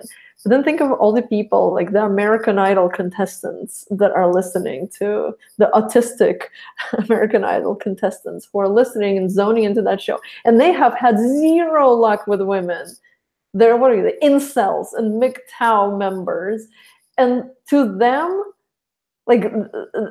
that's their world. Their walls around it, that's their computer and their podcast, and they're just, raging and typing their comments. Is it helping them or is it harming them? Well, I think reinforcing those beliefs. Yeah, but you have to look at the message. Like a lot of the guys, Molyneux included, there's another guy I follow who would be traditionally MGTOW, red pill, cool, however you want to label it. His channel's called Entrepreneurs and Cars. I don't know. I can't remember his name. I don't know that channel. Yeah, but the overall message is about improvement. It's not about like, yeah, women are all terrible and you should just fester and think about your life as you're going to be in this cell forever, this incel, if you will, where you're never going to grow. And a lot of the guys' messages, like, be cautious of women, be cautious of the laws that favor women, but at the same time, we want you to find love, we want you to find relationships. Here's how to do it. Here's how to improve your life. Here's how to stop looking at yourself as a victim. Here's how to go out and get a job and start living and start improving and chasing excellence. So it's not, maybe some of the comments are, they watch 2 minutes of the first, hour-long video, and then they say, yeah, he's right, women are all terrible. Yeah, but it's not a one-off though. It's not a one-off. It's thousands and thousands. It's like endless scrolling. I have a job where I have a lot of free time to scroll through comments on a slow day. So I'll just be sitting there and listening to the podcast. I like to know, I'll spend the time and I'll listen to the video and I'll watch the video, and then I'll wondering what people are thinking. And it's disheartening. Okay, it's disheartening seeing what people are saying. And I'll give you, okay, fine. I have an example for you of one specific, I hate that this turned into like Stefan Molyneux critique, but we'll move on from there. But he had a woman call who was very, she was very self-aware of her wrongdoings. And she was calling for relationship advice. She was saying, she's like, oh, I'm a woman that I was told that I have too many red flags by, you may have heard it. I think maybe I did, yeah. Her boyfriend told her that she had too many red flags, and she was calling in good faith. She was like, is there a way to heal and move on? Right. The dentist boyfriend, remember her? Like, my boyfriend's a dentist, and I helped him start a business. Yes. What the fuck, dude? Like, she helped him start the business. Like, if I do graphic design and I don't know shit about starting an office, and if, let's say, my husband like sets everything up for me and gets me up and running with a business where I have, like clients and accountants and equipment and everything, and then somebody's like, well, yeah, he really had nothing to do with it. He was just kind of like, managing the whole thing. It's you making logos. It's the same thing, Yes, you have the skill, you have the talent, whatever you call it, but like to completely deny that woman the role that she played in the startup. So the basic argument was that he's the dentist, so he ultimately has the business. It's because she was saying that a big issue in the relationship was that he was too like he didn't want to share. Mm-hmm. He didn't want to give her ownership in the business, which is understandable. He didn't want to give her.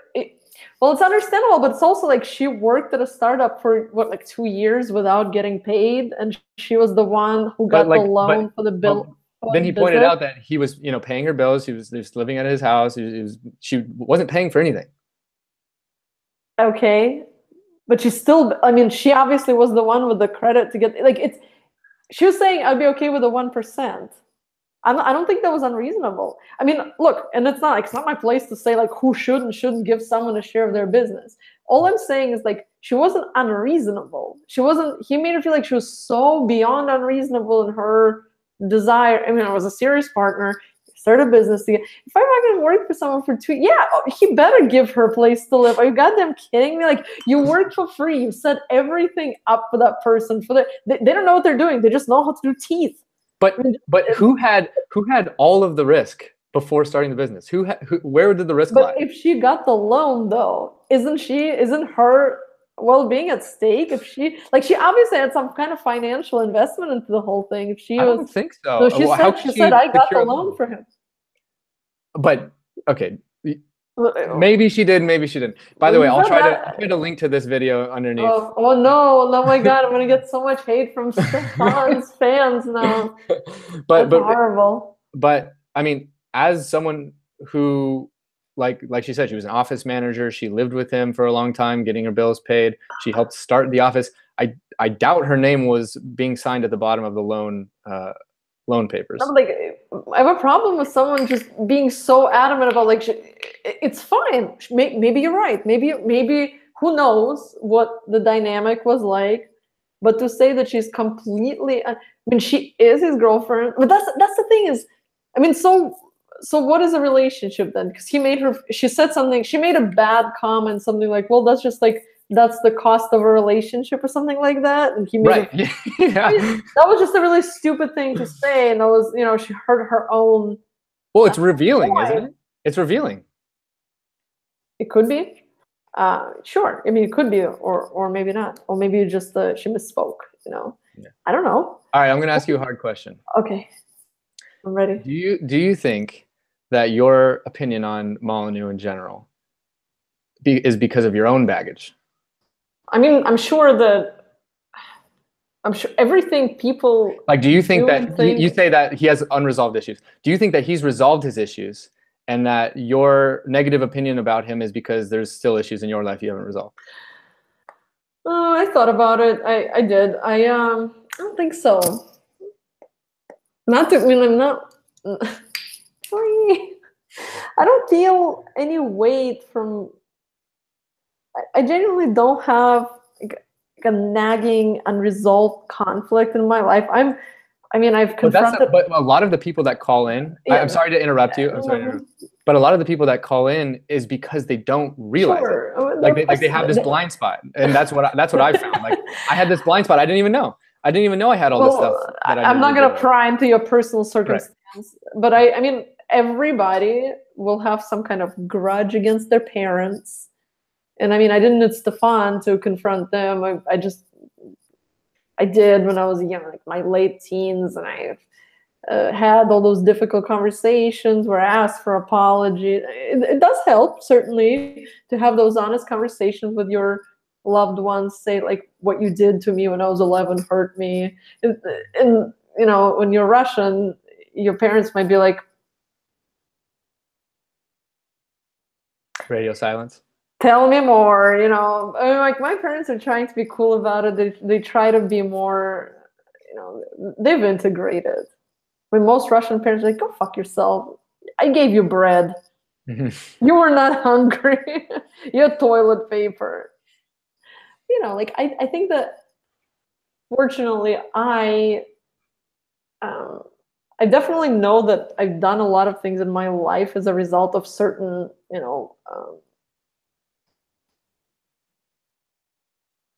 dysfunctions I suppose, like early childhood familiarity with certain unhealthy things. Let's put it that way. Like I was engaged in unhealthy dynamics in close relationships and such. But you work through it. At this point, at 32, I don't feel like I have some sort of unresolved baggage that's, blinding me when it comes to Freedomain Radio. I just don't agree. I just don't agree. And it's kind of like, is Sam Harris, does he have baggage because he doesn't want anything to do with that guy? I don't think so. I don't know. Right. Maybe. Well, yeah. I never know. I mean, his Sam. Are you a Sam Harris? I was a huge Sam Harris guy, but actually, it's funny you bring him up because I think that this sort of conversation is what's missing from his overall message. From whose? From Sam. Sam. Yeah. I mean, he came out with the moral landscape, and but in general, he became famous for being an atheist, and I think what the rise of Jordan Peterson, the rise of Molyneux, and others of the like is because the Sam Harrises of the world are like, well, this seems to be true, deal with it, and the other people are like, okay, yes, God doesn't exist, God, all these things, but here's how to live a meaningful life. Which Sam is a writer. He's not a therapist. He's not a psychologist. Right. Yeah, well, I think that it's gonna sound really snobby and douchey, but like Sam's not for everyone. Sam's for smart people, all right? Like Sam. Yes.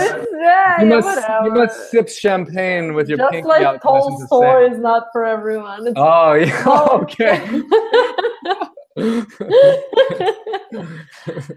So you've read War and Peace 20 times. You have to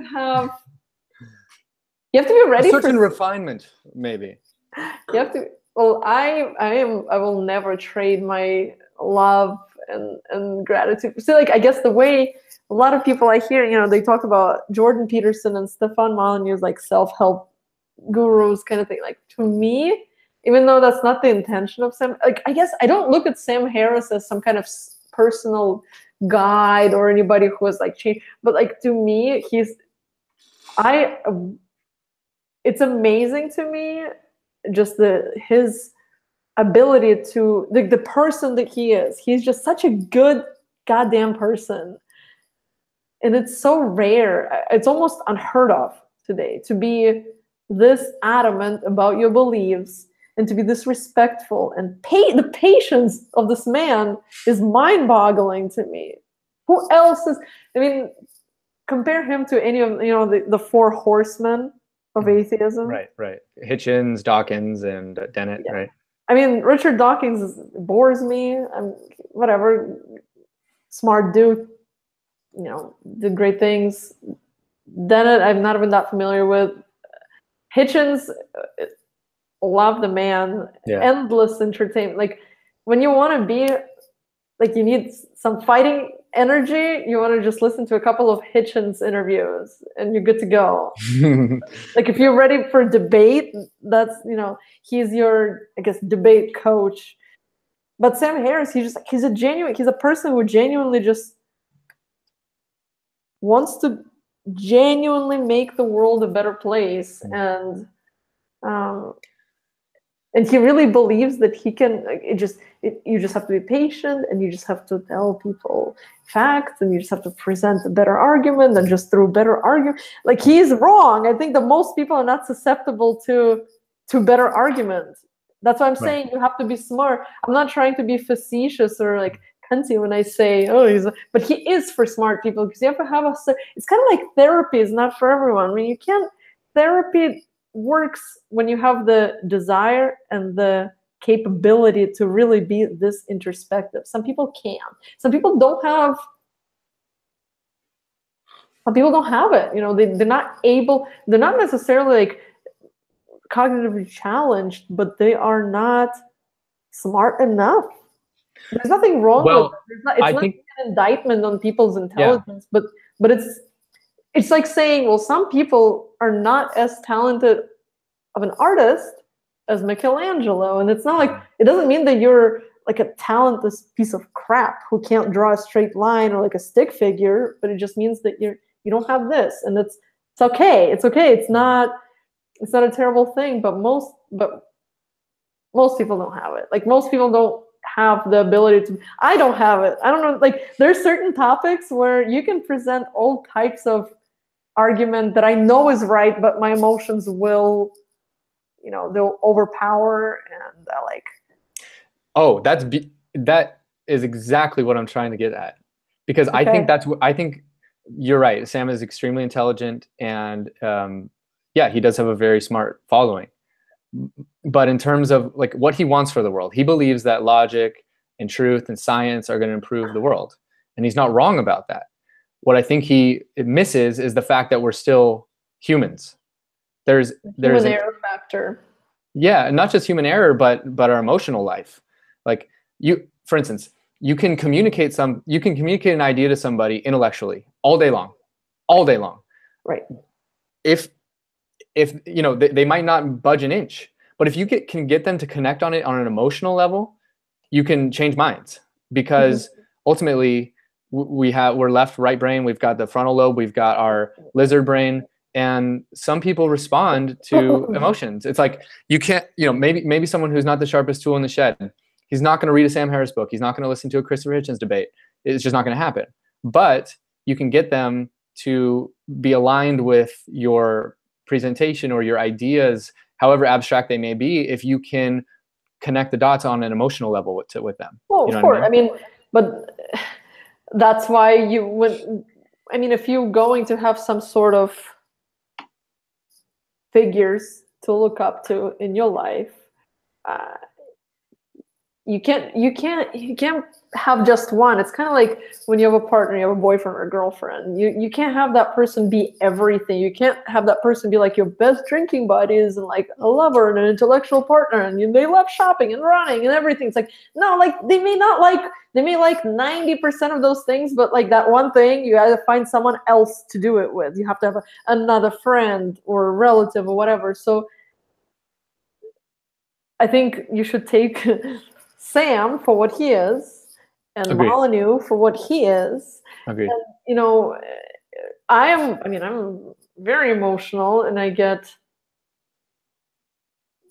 there are a couple of topics that I have a hard time discussing in a detached academic manner, and I think most people have that. And as long as you acknowledge it, it's okay. But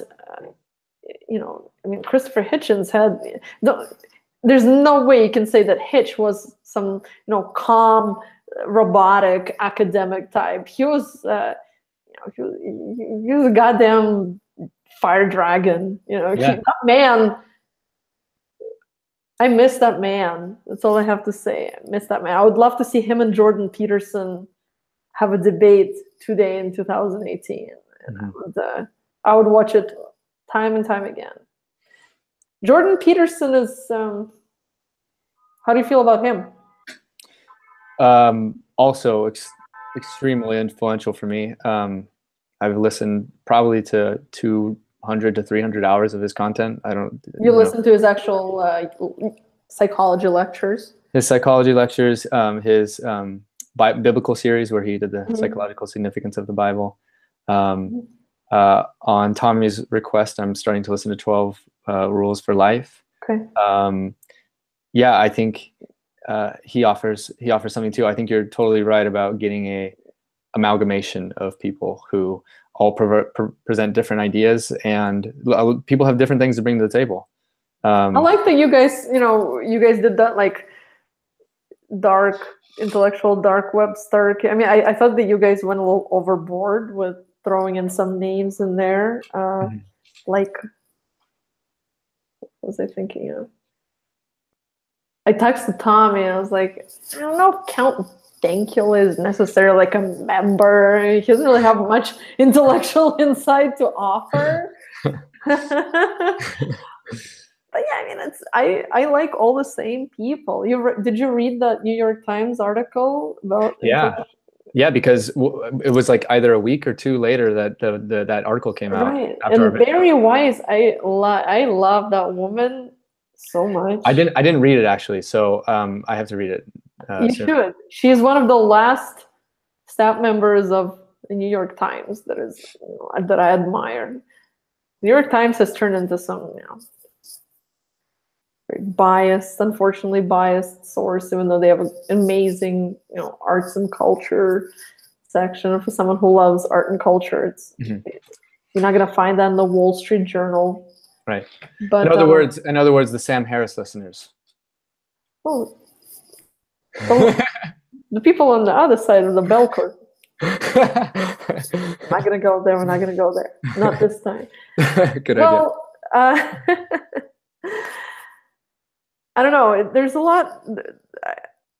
I see that this is the kind of stuff that I'm more interested in discussing, I guess, the intellectual dark web rather than, like how dumb SJWs really are. And what Jordan Peterson has to say about Marxism, to get back to our original part of the conversation about my early life experiences in Russia. He's absolutely right. I mean, I have my issues with Jordan Peterson as well. I have my criticism. I'm not going to, I don't know, it's like, I'm nobody to really criticize Jordan Peterson, but there are certain things that I don't necessarily align with in his character or his analysis. But as far as his stance on cultural Marxism, cultural Marxism is not a conspiracy. It's very real.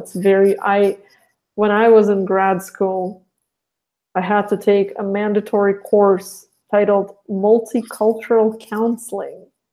And one of the papers, so it was the most absurd goddamn class that I have ever, that was 7 years ago. So it was before 2016. That was still when that stuff was like more or less contained within the academia. But I remember, so every week we had to watch a fictional movie about that would focus on a specific, I don't know, like ethnic or racial or religious group. And that was supposed to be like representation of that group, So I don't know if any actual thought was put into. I thought it was so unbelievably fucked up and racist to put together that. Okay,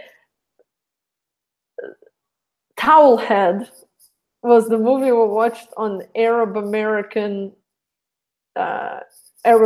which is, I don't know if you know the movie. It's an okay movie, entertaining. It's about Christian Arabs who, like, everybody thinks they're Muslims and everyone's being so mean to them. They call them towelheads, but they're actually Christians and they're actually, it's terribly racist. America is awful. So and then you'll have a movie on Latinos about illegal immigrants and how horrible and difficult it is to get through, with the help of a cartel and all these horrible rat tunnels, and you get bit by rats and you die and it just sucks and you feel bad. America is it's like every single goddamn movie is like, America sucks, America sucks, America sucks, America sucks. And like, you should really, but then the ultimate, I guess, message is like, you should treat people differently based on where they're from. Right. What the fuck? I remember just like sitting in my kitchen like, that is so fucking racist. So you're saying it's like, oh, you see a turban on someone's head, and you should like make sure to shake their wife's hand, not shake their wife's hand first. Yeah. Like, you're actually telling me these things. This is horrible. Yeah, No, not okay. Yeah, that's the reason we included Andrew Breitbart in the intellectual dark web, because his book, Righteous Indignation. Right? Have you read it? Great guy. I love Andrew Breitbart. Yeah. It's a shame what has become of Breitbart.com, but he wasn't even, you couldn't really say that he was some kind of like hardcore conservative dude. He was, he was right. I guess, I don't know. Was he a Tea Partier? Yeah, he was a big Tea Party guy. Well, he was right on a number of things. I wasn't I mean, I only really found out about Andrew Breitbart after he was already dead. So yeah, same with me. Well, yeah, I was still, I think I was just starting college when he died, but yeah, it's amazing. It's like I when I hear him talk, just for context, he connected a lot of these dots, like about how cultural Marxism evolved in the United States, what its purpose is, what the people behind it are ultimately trying to achieve. I've listened to. I haven't read the whole. I just mean book. for the audience. For the audience, I'm doing. Right. Yeah. I mean, he was a fascinating person. Right. I guess. Okay, so to get back to maybe clarify for the audience about also one important factors in my political framework is the fact that I'm Jewish, ethnically. Religiously, I'm, like I said, I don't affiliate, but it's kind of like a point of contention where I will say how I'm against identity politics and groupthink, but it kind of like, Dave Rubin mentioned that on his, I don't know if you listened to his latest one-on-one with Ben Shapiro. Just the other week he did an interview with Ben, and he was saying how like it is important it's a weird thing that is very Jew specific, where it's very important to us to identify with the Jewish community. You can be the most raging atheist, like even Christopher Hitchens at some point said like, I found out I'm a little Jewish and I'm very glad. Like it's a weird thing. It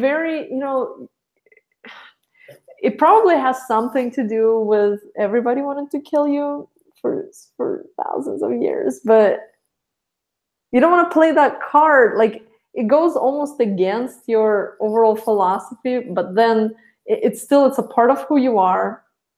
And I come from Russia, which is incredibly anti-Semitic, and Soviet Union was very anti-Semitic to the point where on my birth certificate, so you had to indicate your parents' nationality, which you would think a Russian, easy, not so much.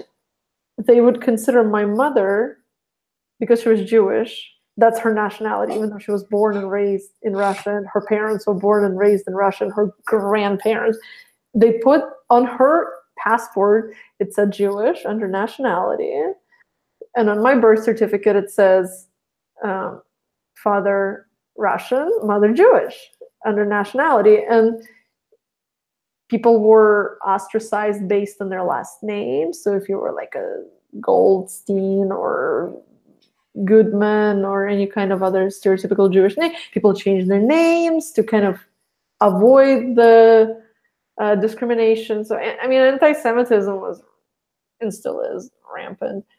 So I went to a school that was a Zionist school, which is, like a controversial thing to say. So I guess by that I mean it was a secular Jewish school. It was a school that was not like your typical Jewish school where you're going to wear, traditional, like modest clothing and study the Torah. It was just regular school, but you were going to get in touch with, it was sponsored by Israel and the Russian Jewish community in Israel who wanted to support Jewish kids in Russia.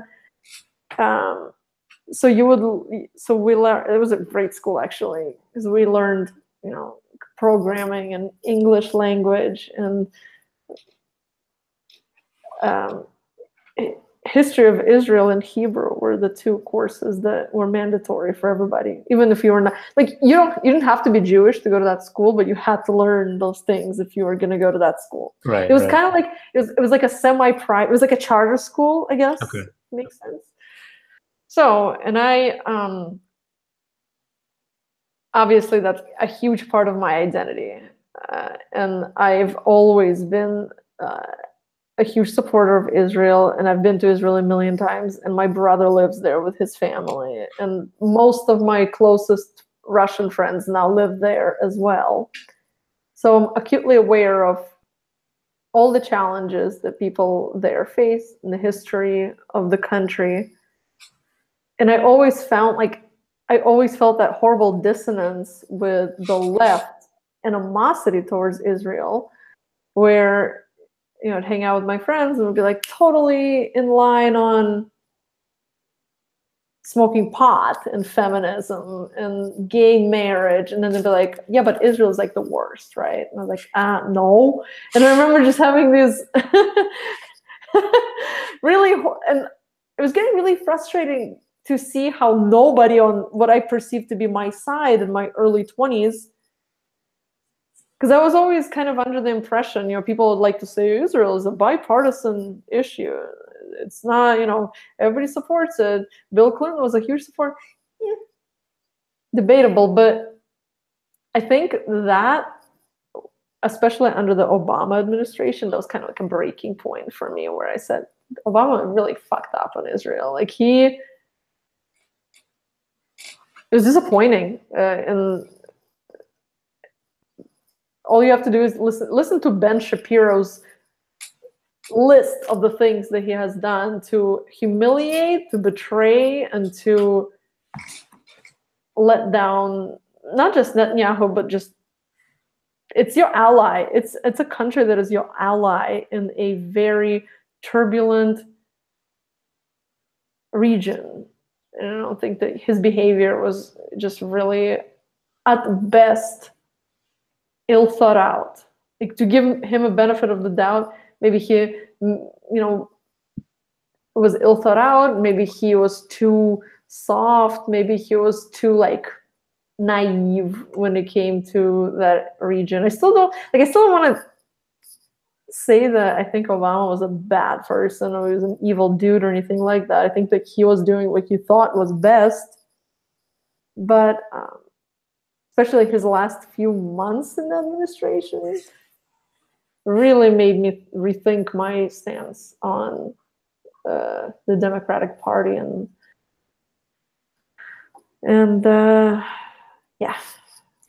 yeah, it's funny. It's like, as soon as the embassy got moved to Jerusalem in the past month or so, when Trump did that, it's like really, last week. Was that? Yeah, it was like okay. last week. That's in the past month. Well, yeah, I guess. I was playing it safe. I didn't know how.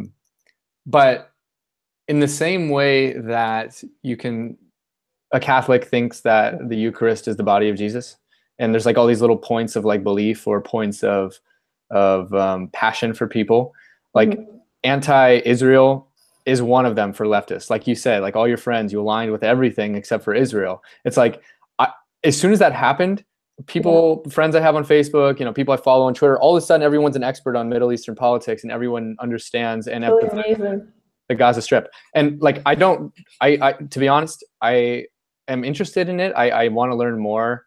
I recently spoke to someone from Jordan. They were talking about how post World War II, they just like split up that little area, and just geographically, like it's where worlds collide. It's like, it's Europe, it's Asia, it's the Arabian Peninsula, it's Africa. Like they forget about politics, forget about Jewish, forget about, you know, Arab. Like just in general, in terms of humans trying to vie for resources in space, that is like, you know, Israel itself is a extremely sought after piece of land. And what I have come to realize is that with like I was saying, with people who have this ideology, it's like the cultural Marxist, I'm going to say it, SJWs, only because, you know, I know language evolves and lack of a better word. Right. And so it's not so much like, it's just, I think the only way to solve it is to just keep asking questions, to keep learning, like, you know, talking to you, talking to other people. And well, if I can throw out my stance on the issue, I understand why the left, I mean, I understand it now. It was always the same. It's not some sort of shift. People think some shift occurred. There's no shift. It was always the same thing. The left was always against Israel. Soviet Union was for Israel when back in the 40s, Israel was established because they wanted it to become like a socialist outpost in the Middle East, and it was It was largely a socialist project with, you know what kibbutz is?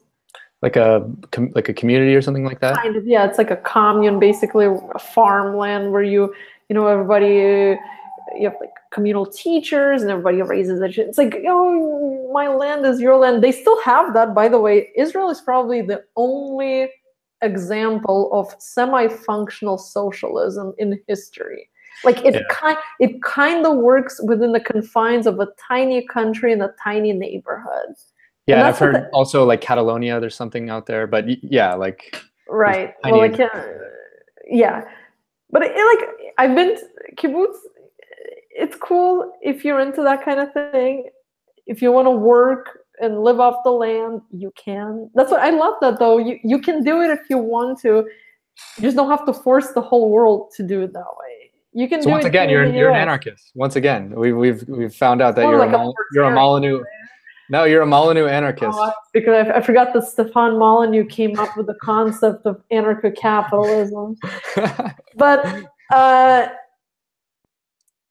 anyway, after all the wars, war after war after war, and the 1967 war is the big one, the 6-day war that everybody talks about, where 5 neighboring countries attacked Israel, and miraculously they defeated them. Not only defeated them, but embarrassed the shit out of them, because they had nothing. They had no army, they had no air force, but they managed to win because their strategy was better.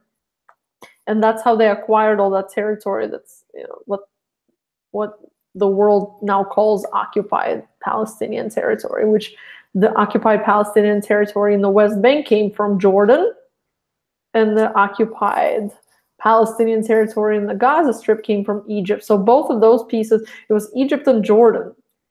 And then they offered those pieces of land back to Egypt and Jordan. They're like, no thanks, too much fucked up weirdness there. We don't want to deal with it at all. You guys can figure it out.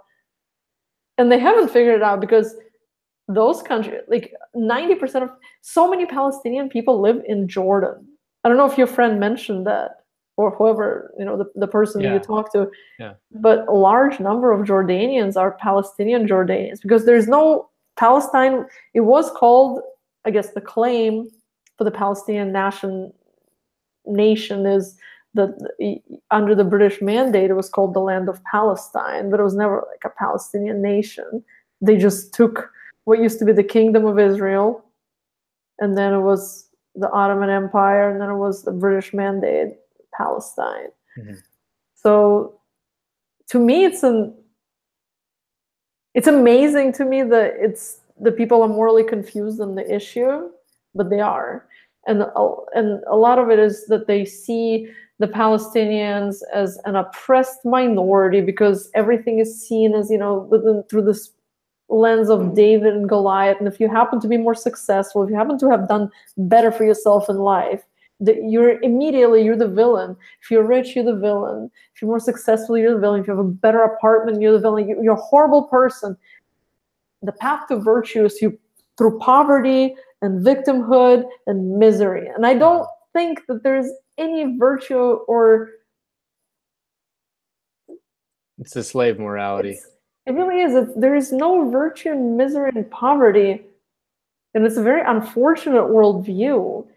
And it sucks that people don't, instead of celebrating people's achievement, Israel is a nation of people who have been nearly exterminated, and they managed to come from it's such a diverse country. People say it's an apartheid state. It's so unbelievably ludicrous to me. It's the most diverse place with every possible ethnic background. You'll have Jews. That's the thing about Jews, is they'll say, like, it's kind of like an ethno-religious identity, where you'll have Russian Jews, you'll have American Jews, you'll have European French Jews, you'll have Asian Jews, you have Ethiopian Black Jews, you have Middle Eastern Jews, you have Jews from all these Arab countries, from Syria, from Iraq, from Iran, that all now, they came together and they built this country, and the complete, it was a shithole, to quote Trump. It was a desert, and they planted trees and made it in a beautiful landscape and an incredibly technologically advanced nation. And people just think fucking endless jealousy and just misery and some sort of victimhood complex that just makes them hate it. Just like the United States. They say, well, the United States is successful, it's a superpower, and that's why, that's why Venezuelans are eating dogs. It's because of the United States. They fry their pet for lunch. It's because of the United States, because they didn't approve of their own. Well, Cuba is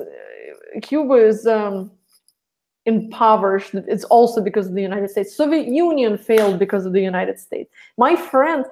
My former boyfriend was a leftist, like to the core, where we had endless arguments. I don't know what we were doing together, but we were doing something. We were arguing a lot, and he was under the impression that the reason Soviet Union failed was because of the endless American interference. I think perhaps that had something to do with my political awakening. I don't know. Maybe that relationship did. But red pill moment, if you will. Perhaps. But and he told me once, he said that he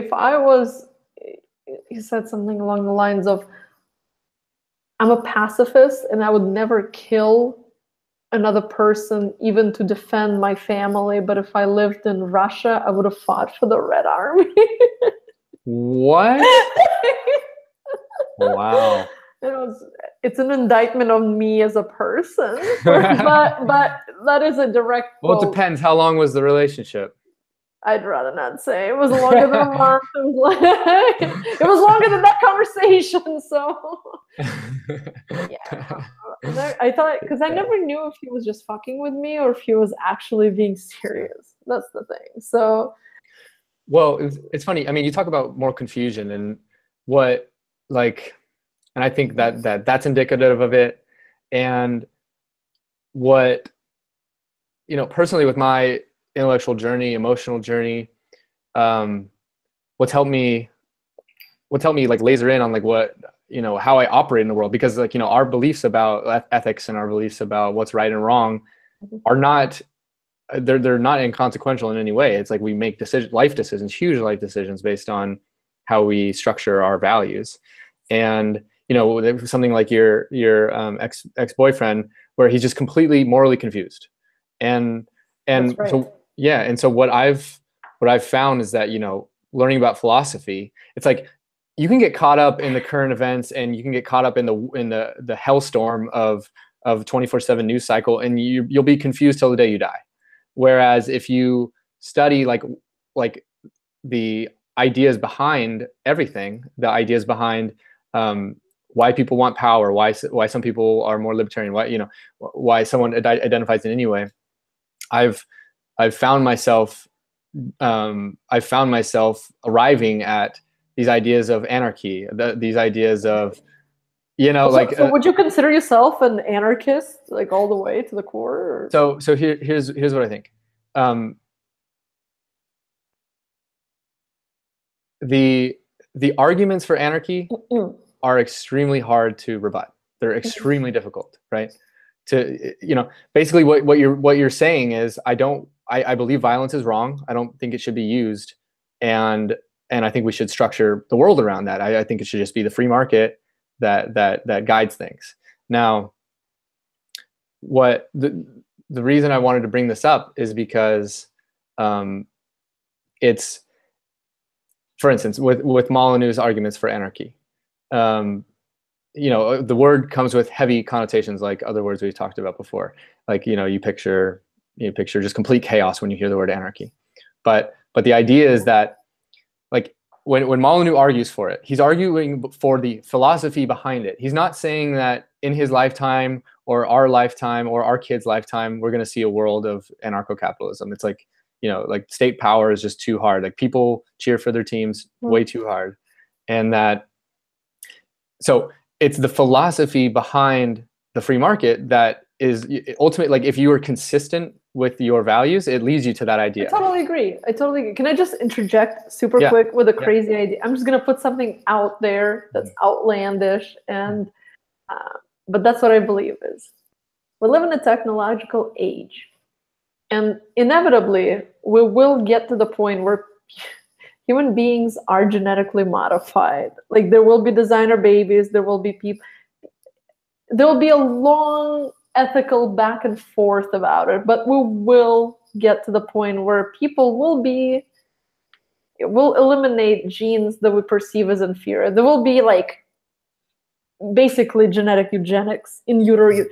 And at that point, anarcho-capitalism or communism will become possible. Right now, with the human error and human imperfections, neither one of those ways are possible. But in the future, both, and that's when the real conflict will be. Because right now people say, like, oh yeah, like communism is a beautiful idea, but it's against the human nature and like competition and all that. Like, it's not natural. It's utopia. It depends who is doing the editing. All right. So like, am I going like way off? No. Because I think you're headed exactly where I'm. Yeah, I think that it depends on who the scientist with the whatever needle is to edit the genes. If you edit out the competition genes, amazing communist utopia will ensue. Or if you edit out the submissive, like, dependency, collectivist gene, like, we'll be living in a wonderful anarcho-capitalist society. And I think that's the thing, is like, at that point, I don't think it really matters. Like, because right now, both are the two, I guess, opposites of the spectrum. They're just not, we can argue about the possibility or the philosophy behind it, but we both can agree that it's not a viable way to live because of A, B, and Z. Right. It's just like too many people are dependent on the system, all this stuff. But have you come across the concept of the horseshoe, the political horseshoe? Where I don't know what you're talking about. What? Okay. So it's basically saying that, like, instead of being a spectrum, where you have anarcho-communists over here and you have you're talking about the quadrant, the political quadrant, or no, it's the concept that, like, for instance, I rock the hell out to Rage Against the Machine. I love Rage Against the Machine. Sure, the good band. music. Like, yeah, and they're horrible politics, but good music nonetheless. Exactly. But they're they're raging Marxists. But exactly. But I find myself with more in common with raging Marxists than I do with people on the spectrum. So the idea of the horseshoe is that as you get more extreme right and as you get more extreme left, they start to like the horseshoe, like it starts to come together. I see near the bottom. Because, but doesn't it suck? Like, yes, and I completely relate to that. Yeah, I saw my friend, like, they posted on Facebook, they're like, Flint, Michigan can't figure out how to give their citizens clean water. So and Nestle is getting all these benefits from the government. So what we should do is go out and vote. I'm like, no, you're so close. You're so close. Just see that the government shouldn't run anything and then go from there. It's like Rage Against the Machine thinks that, like, the best way to get to a free society where everyone can make their own decisions and live like that libertarian lifestyle is through the government. Like when we were talking about the whole, like punk. I mean, I think that we're so close. The punks are so close, and I don't know if you're like, do you ever listen to Gavin McInnes and his? Oh yeah. Okay. He has like a new show every 2 weeks. So it's kind of hard to keep up, but his older show, Free Speech, the Black and White podcast. That was a good one, yeah. Magnificent, the best one. And he had a great episode. Remember when he had that guy, the little like a indie folk guy, Bernie Sanders. The one with the weird hair? Like weird hair, yeah. What was his name? I don't remember, but you could not. You could not cast a better, like, wimpy Marxist. Oh man, I know. But that was such a fucking perfect conversation for me, because the slightly bold hippie dude was everything that I knew from my life in Massachusetts and some of my friends here in New York, and Gavin was everything that I actually felt at the time, and I just kept trying to get everybody to listen to that conversation. Like, you don't have to, like, who cares? You don't have to like the music or these men, but just listen to what they're saying, like how they're so close to one another in so many ways the horseshoe that you're talking about, like the music and the art, they both like art. What sucks about the right is the detachment from cool, I guess. It's like the detachment from cool art and youth culture and music and this indie stuff. That's Gavin really is the only person who's like an older person who still gets it. And Vice has been terrible ever since he left. I don't know. I sound like a Gavin groupie, pathetic, but I'm trying to find. I desperately want to find another person like Gavin, and I can't because he really is. He really is the only one who's. Have you read his book? No, not The Death of Cool. No, not yet. I gave that book to. I read it. It's amazing. It's hilarious. I gave it to Tommy. He held on to it for about a year. Didn't finish it. Then I asked him to get the book signed by Gavin at the Freedom party, and he signed it, addressed it to Tommy. The bastard didn't even tell him it was to someone else. So I have a book now that said Tom, nice pocket square fag in my book. So, by the way, when we came up to meet him, we bought him a whiskey, and he had Tommy take a sip first to make sure that we weren't trying to poison him. Well, smart. Yeah. I was supposed to go to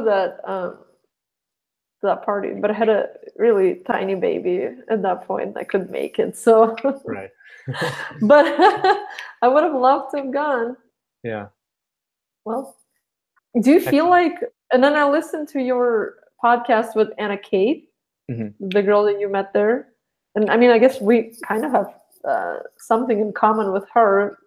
That she was born, I guess, in the Eastern Europe somewhere. Was she Russian as well? I can't remember. Ukrainian? Russian sounds right. Something like that. Yeah. Yeah. I mean, I remember listening, and I remember being like, man, I disagreed with her on something, and then I forgot what it was, and I did not bother going back. It'd be interesting to actually like have a conversation with her about about that, about our experience, because hers sounded a little different from mine, actually. Yeah, I have to go through and listen to it again. But yeah, I think that it's the same. It's like the Ayn Rand effect. Like some people some people never leave, and they get sucked in by that system. Have you actually read anything by Ayn Rand? Yeah, I read The Fountainhead when I was Me too. 19. Yeah, I read The Fountainhead, and I read The Virtue of Selfishness. Okay. How was that? Recommend? Everything I recommend, sure. She has to be read with a grain of salt, I suppose. It's economically, she's 100% correct. Objectivism is a philosophy of life, not so much. It is very perfect for a 19-year-old, though. It's very like, ironically, that ex-boyfriend, the Marxist, he actually introduced me to Ayn Rand, because he was also, he deemed himself a multifaceted intellectual. He was like, I read Ayn Rand when I went to jail. Wow. Yeah, because jail. I think when you look up moral confusion, you probably see his face in the dictionary, right? I don't want to like turn this into some kind of personal smear. He's got a number of readings. I think look, he is a highly intelligent person who has missed out on actually having gone to school and having this classical foundation. By the way, have you ever heard of Camille Paglia? Yes. Yeah, I like her a lot. So I love her, and I love what she has to say about her idea of restructuring higher education. 100% on board. I think that when I came to America and I saw that you could just, like choose your curriculum, I was so shocked. Are you serious? I think that's crazy and should not be a thing. I think that she's 100% right when she says that we should get rid of all these crazy ethnic and gender studies departments and replace them with art history and literature and like religion and found really the foundation of a world. I love you guys did not include her. No, we did. We did. She was in there. Yeah. Oh, maybe I missed it. I love it. Like even her interview with Sean Hannity was so good. Like it was so. Oh, I have to see that. I haven't seen it. And friendly. It's like she's a fucking Jill Stein supporter. Her and Sean Hannity was like, let's go out for some beers. It'll be awesome. But I love her. And another one, OG feminist. Did you include Douglas Murray? No, but I don't think you did. It's funny. We got a couple of likes on the video, a small amount of views. Well, there's only one comment, and it's "You forgot Douglas Murray" from somebody. But yeah, it wasn't me. But Douglas Murray is awesome. Mm-hmm. Douglas, because I texted Tommy. He goes, "No, we included." It's like you guys included Charles Murray, right? But yeah, Douglas. Do you know Douglas Murray? Yeah, he's the British guy, right? Yeah. Is what I know him from is like arguing about borders, basically. Well, yeah. I mean, he also did a couple of interviews with Sam Harris, and he said some funny things about, I guess, gender, and he got a lot of flack for it. Which is, what is your stance on the whole gender spectrum? Me? Yeah, curious. Well, reverse interview. Yeah. Well, no, it's a conversation. I know what Ben Shapiro's talking about when he says, it's biological. It's there's two genders. That's true.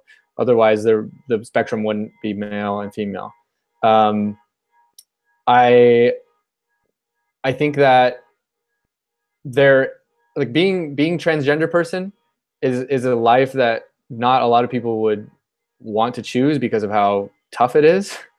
So it's like I have the inclination to believe that there are some people who truly have this gender dysphoria, who really do not feel comfortable in their own bodies. With that said, making it political and trying to dismantle gender entirely is of course the agenda that this cultural Marxist thing has. Hold on one second. There's a car alarm going off. Hold on one second. I'm hearing it.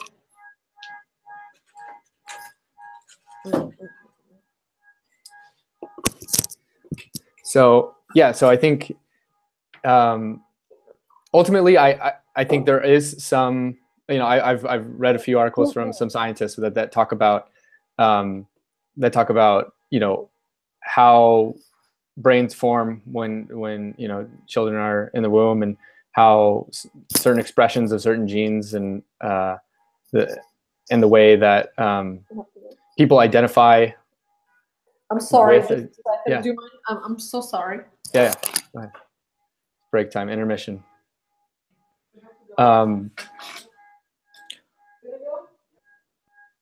she's not here, I'm just gonna say that it's been a great conversation so far. It's really fun. umduhpodcast is currently rebranding to Media. We're gonna start pumping out more talks like this, more content in different forms. And I apologize. I had my baby is here. Stepping it up. True. Oh, cute. Do you want to? She's. She's sleeping. Let's see. Hold on. Yeah. She cried.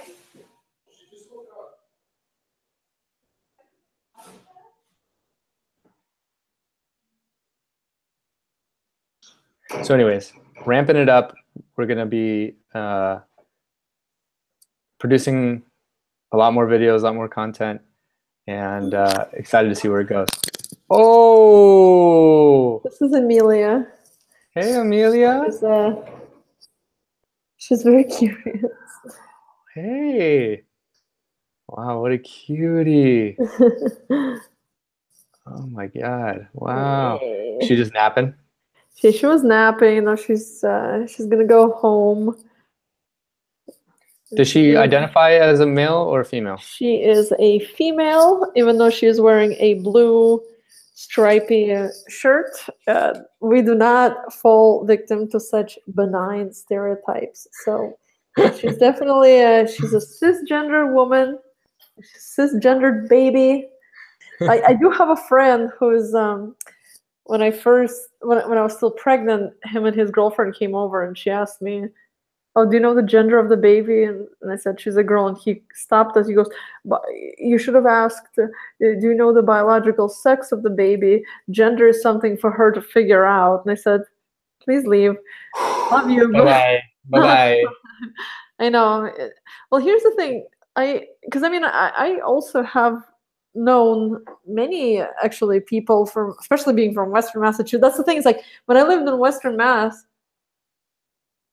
gender and sexuality was such an ever-present topic, and I was completely comfortable with transsexuals, transgender, you name it. My issue is not with necessarily transgenderism.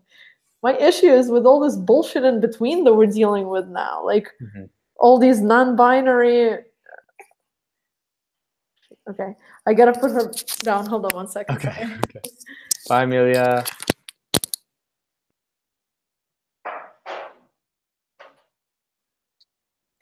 So anyways, UmDub Media, we're rebranding the media because we want to start doing different things, not just interviews, but as you've seen with Fake Mustache, Real Talk, you know, talking to people on the streets, some more video essays like in the intellectual dark web, and you know, some more surprises down the road. So we're excited and happy to have all the new subscribers, and you know, just want to keep building this community, keep having conversations. Hopefully YouTube is going to be a great platform to come. Hey, what is this music that's playing? Is this mine? I think so. Oh my god, I'm playing like a random musician, and were you able to hear it? I faintly. I couldn't make out the tune. That's funny. It's something on my husband's computer. It's not... Oh, okay. Anyway. So you were saying you hate transgender people? Oh yeah. I'm thinking of instituting hanging, death penalty, because re-education through labor, for maybe. Right. I mean, I think that actually Marxist camps for repainting steeples of churches and destroying bells with large hammers like they did in the Soviet Union would be a good all right, that's Dave Rubin comedy right here. We're not doing this. But anyway, robbing drag shows of all their costumes. I guess so. The problem for me is, I mean, they, whatever, and that here's the thing. I guess here's my ultimate worldview: is I'm okay with all of those things, all of them. I'm okay with the intergalactic genders. I'm okay with communism. I'm okay with everything as long as it's a marginal occurrence. What I don't like is all these people taking these things and aggressively pushing them into the mainstream. I don't want them to, because all of those things, they will always exist, and it's fine, and maybe they will play a role. They'll play a role in art and in cinema and in everything. But that's not, like, it is fucking up the society when you're trying to make the rest of the, average IQ people conform to those ideas. Well, the reason it spills into mainstream media is because in the same way that free market ideas ultimately lead to the value structure of anarchy, the deconstructionist postmodern ideas ultimately lead to, its logical conclusions that all these social constructs don't exist. Gender doesn't exist. Families don't exist. All these. It's not like it's not like people are actively doing this. Really on a. It's almost like it's in the same way that Sam Harris talks about ideas instead of people. Ideas have lives of their own, and in the same way that people, work out a problem logically, and then you reach a conclusion, that it just has these effects, these big ideas that ultimately, the collectivist versus the individual, all these things, they're opposing forces, because you can't, a lot of the ideas can't coexist. But well, exactly, they can't coexist, but the loudest, most aggressive voices will attempt to build a coalition of people who will try to drag these people into the mainstream. And I don't want anything in the fucking mainstream. Like, why would you want your favorite thing to be a mainstream thing anyway? I don't understand why these people view that into, like, okay, so I have a lot of friends who are here in New York, and New York used to be this freaky out there place, and now it's just whatever, boring, lame. I'm moving to Connecticut, and it's as lame as it gets, but it's barely different at this point. So all these people that I've known throughout the past decades, all about, like crazy sex parties and polyamory and whatever. And that's something that was always around, always. But now they desperately want it to be mainstream. Just yesterday on Netflix, I saw a documentary about, how everyone should just be, polyamorous in an open relationship. And that's the way to go. It's like, is it though? I mean, I don't care if people do that. That's fine. But is it a good idea for society? Do you really want your favorite thing to be mainstream? That's why I keep asking people that. Yeah. Like, do you want your favorite band to be on the radio all the time? You're going to hate it. Don't you hate that? And then, well, Dan Savage?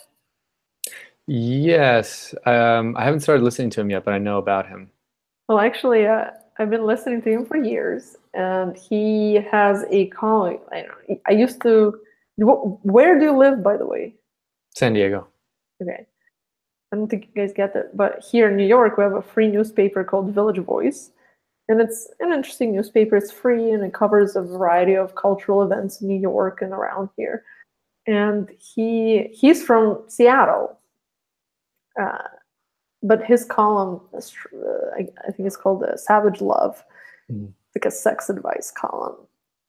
Oh, who am I thinking of? There's like another guy. There's another Savage, isn't there? Probably. There's Dan Savage. Trust, I know that guy. That's the guy who. Yeah, he's on Bill Maher a lot. Yeah. He's like a big voice in the gay community, right? Right. Yeah, he is the founder of It Gets Better movement. So, and he's done a lot of good stuff. But also, like, I used to really love reading his. I used to love reading his column because it was so, like, subversive and weird and kind of kinky and out there. And now, with 2016, he became a mainstream anti-Trump, boring bullshit. Right. With the endless buzzwords, racist, sexist, homophobic, trans. And you remember how for a while they were just like, it was a waterfall of accusations. It was never like, this person is racist. It was always all the above, right? I think we may have to end our conversation for now because I'm getting summoned. My family is going, something going on. So I am so sorry to end it so abruptly. There's a lot more to say, and hopefully maybe we can resume this at some point. Yeah, but I have to take my baby home, and I think the WeWork might be shutting down. That's what it is. All right. Well, you've been awesome for such but it was a good 2.5 hours. Yeah. And I'm hoping to reconvene in the near future. Yeah, that sounds great. Really quick, last thing, I would be remiss if I didn't ask you in 2 sentences or less, what do you think about the Russia collusion conspiracy? I mentioned I do not have a conspiratorial mind, but I also have a realistic mind on I guess, what Russian government is capable of. I don't think Trump himself was aware of what's going on. I 100% am sold on the idea that it was in Russia's interest, at the time at least, to get Trump. I mean, yeah, Trump in the power. So I'm sure that they did whatever they could to spread their tentacles into our elections. They did hack the DNC. They did set up all those weird meetings. I don't think Trump and Putin were like on, WhatsApp or on the phone, like colluding. Like, I doubt it. There was some sketchy stuff going on. I don't think it's what people think it was. And I think people just need to let it go. It's not the biggest issue, honestly. That's not what we should be talking about. They're putting all their eggs in the wrong basket. As always, they need to focus on. They need to let go of this whole, honestly, final note. They need to let go of this obsession with hating Trump. He's the president. He's not doing that bad. Honestly, I don't think he's doing that bad of a job. I didn't vote for the dude. I don't really not a huge fan, but I think he's okay. Yeah. He hasn't done anything terrible. He hasn't done anything that destructive as of yet. So I think people need to chill. Right. And with that, I'm out. Awesome. Thanks, Alisa. It was great to talk to you. Seriously. So yeah, let's pick up this conversation later if you're into it. I'm always down. All right. Awesome. Goodbye, awesome. Internet. All right. Bye.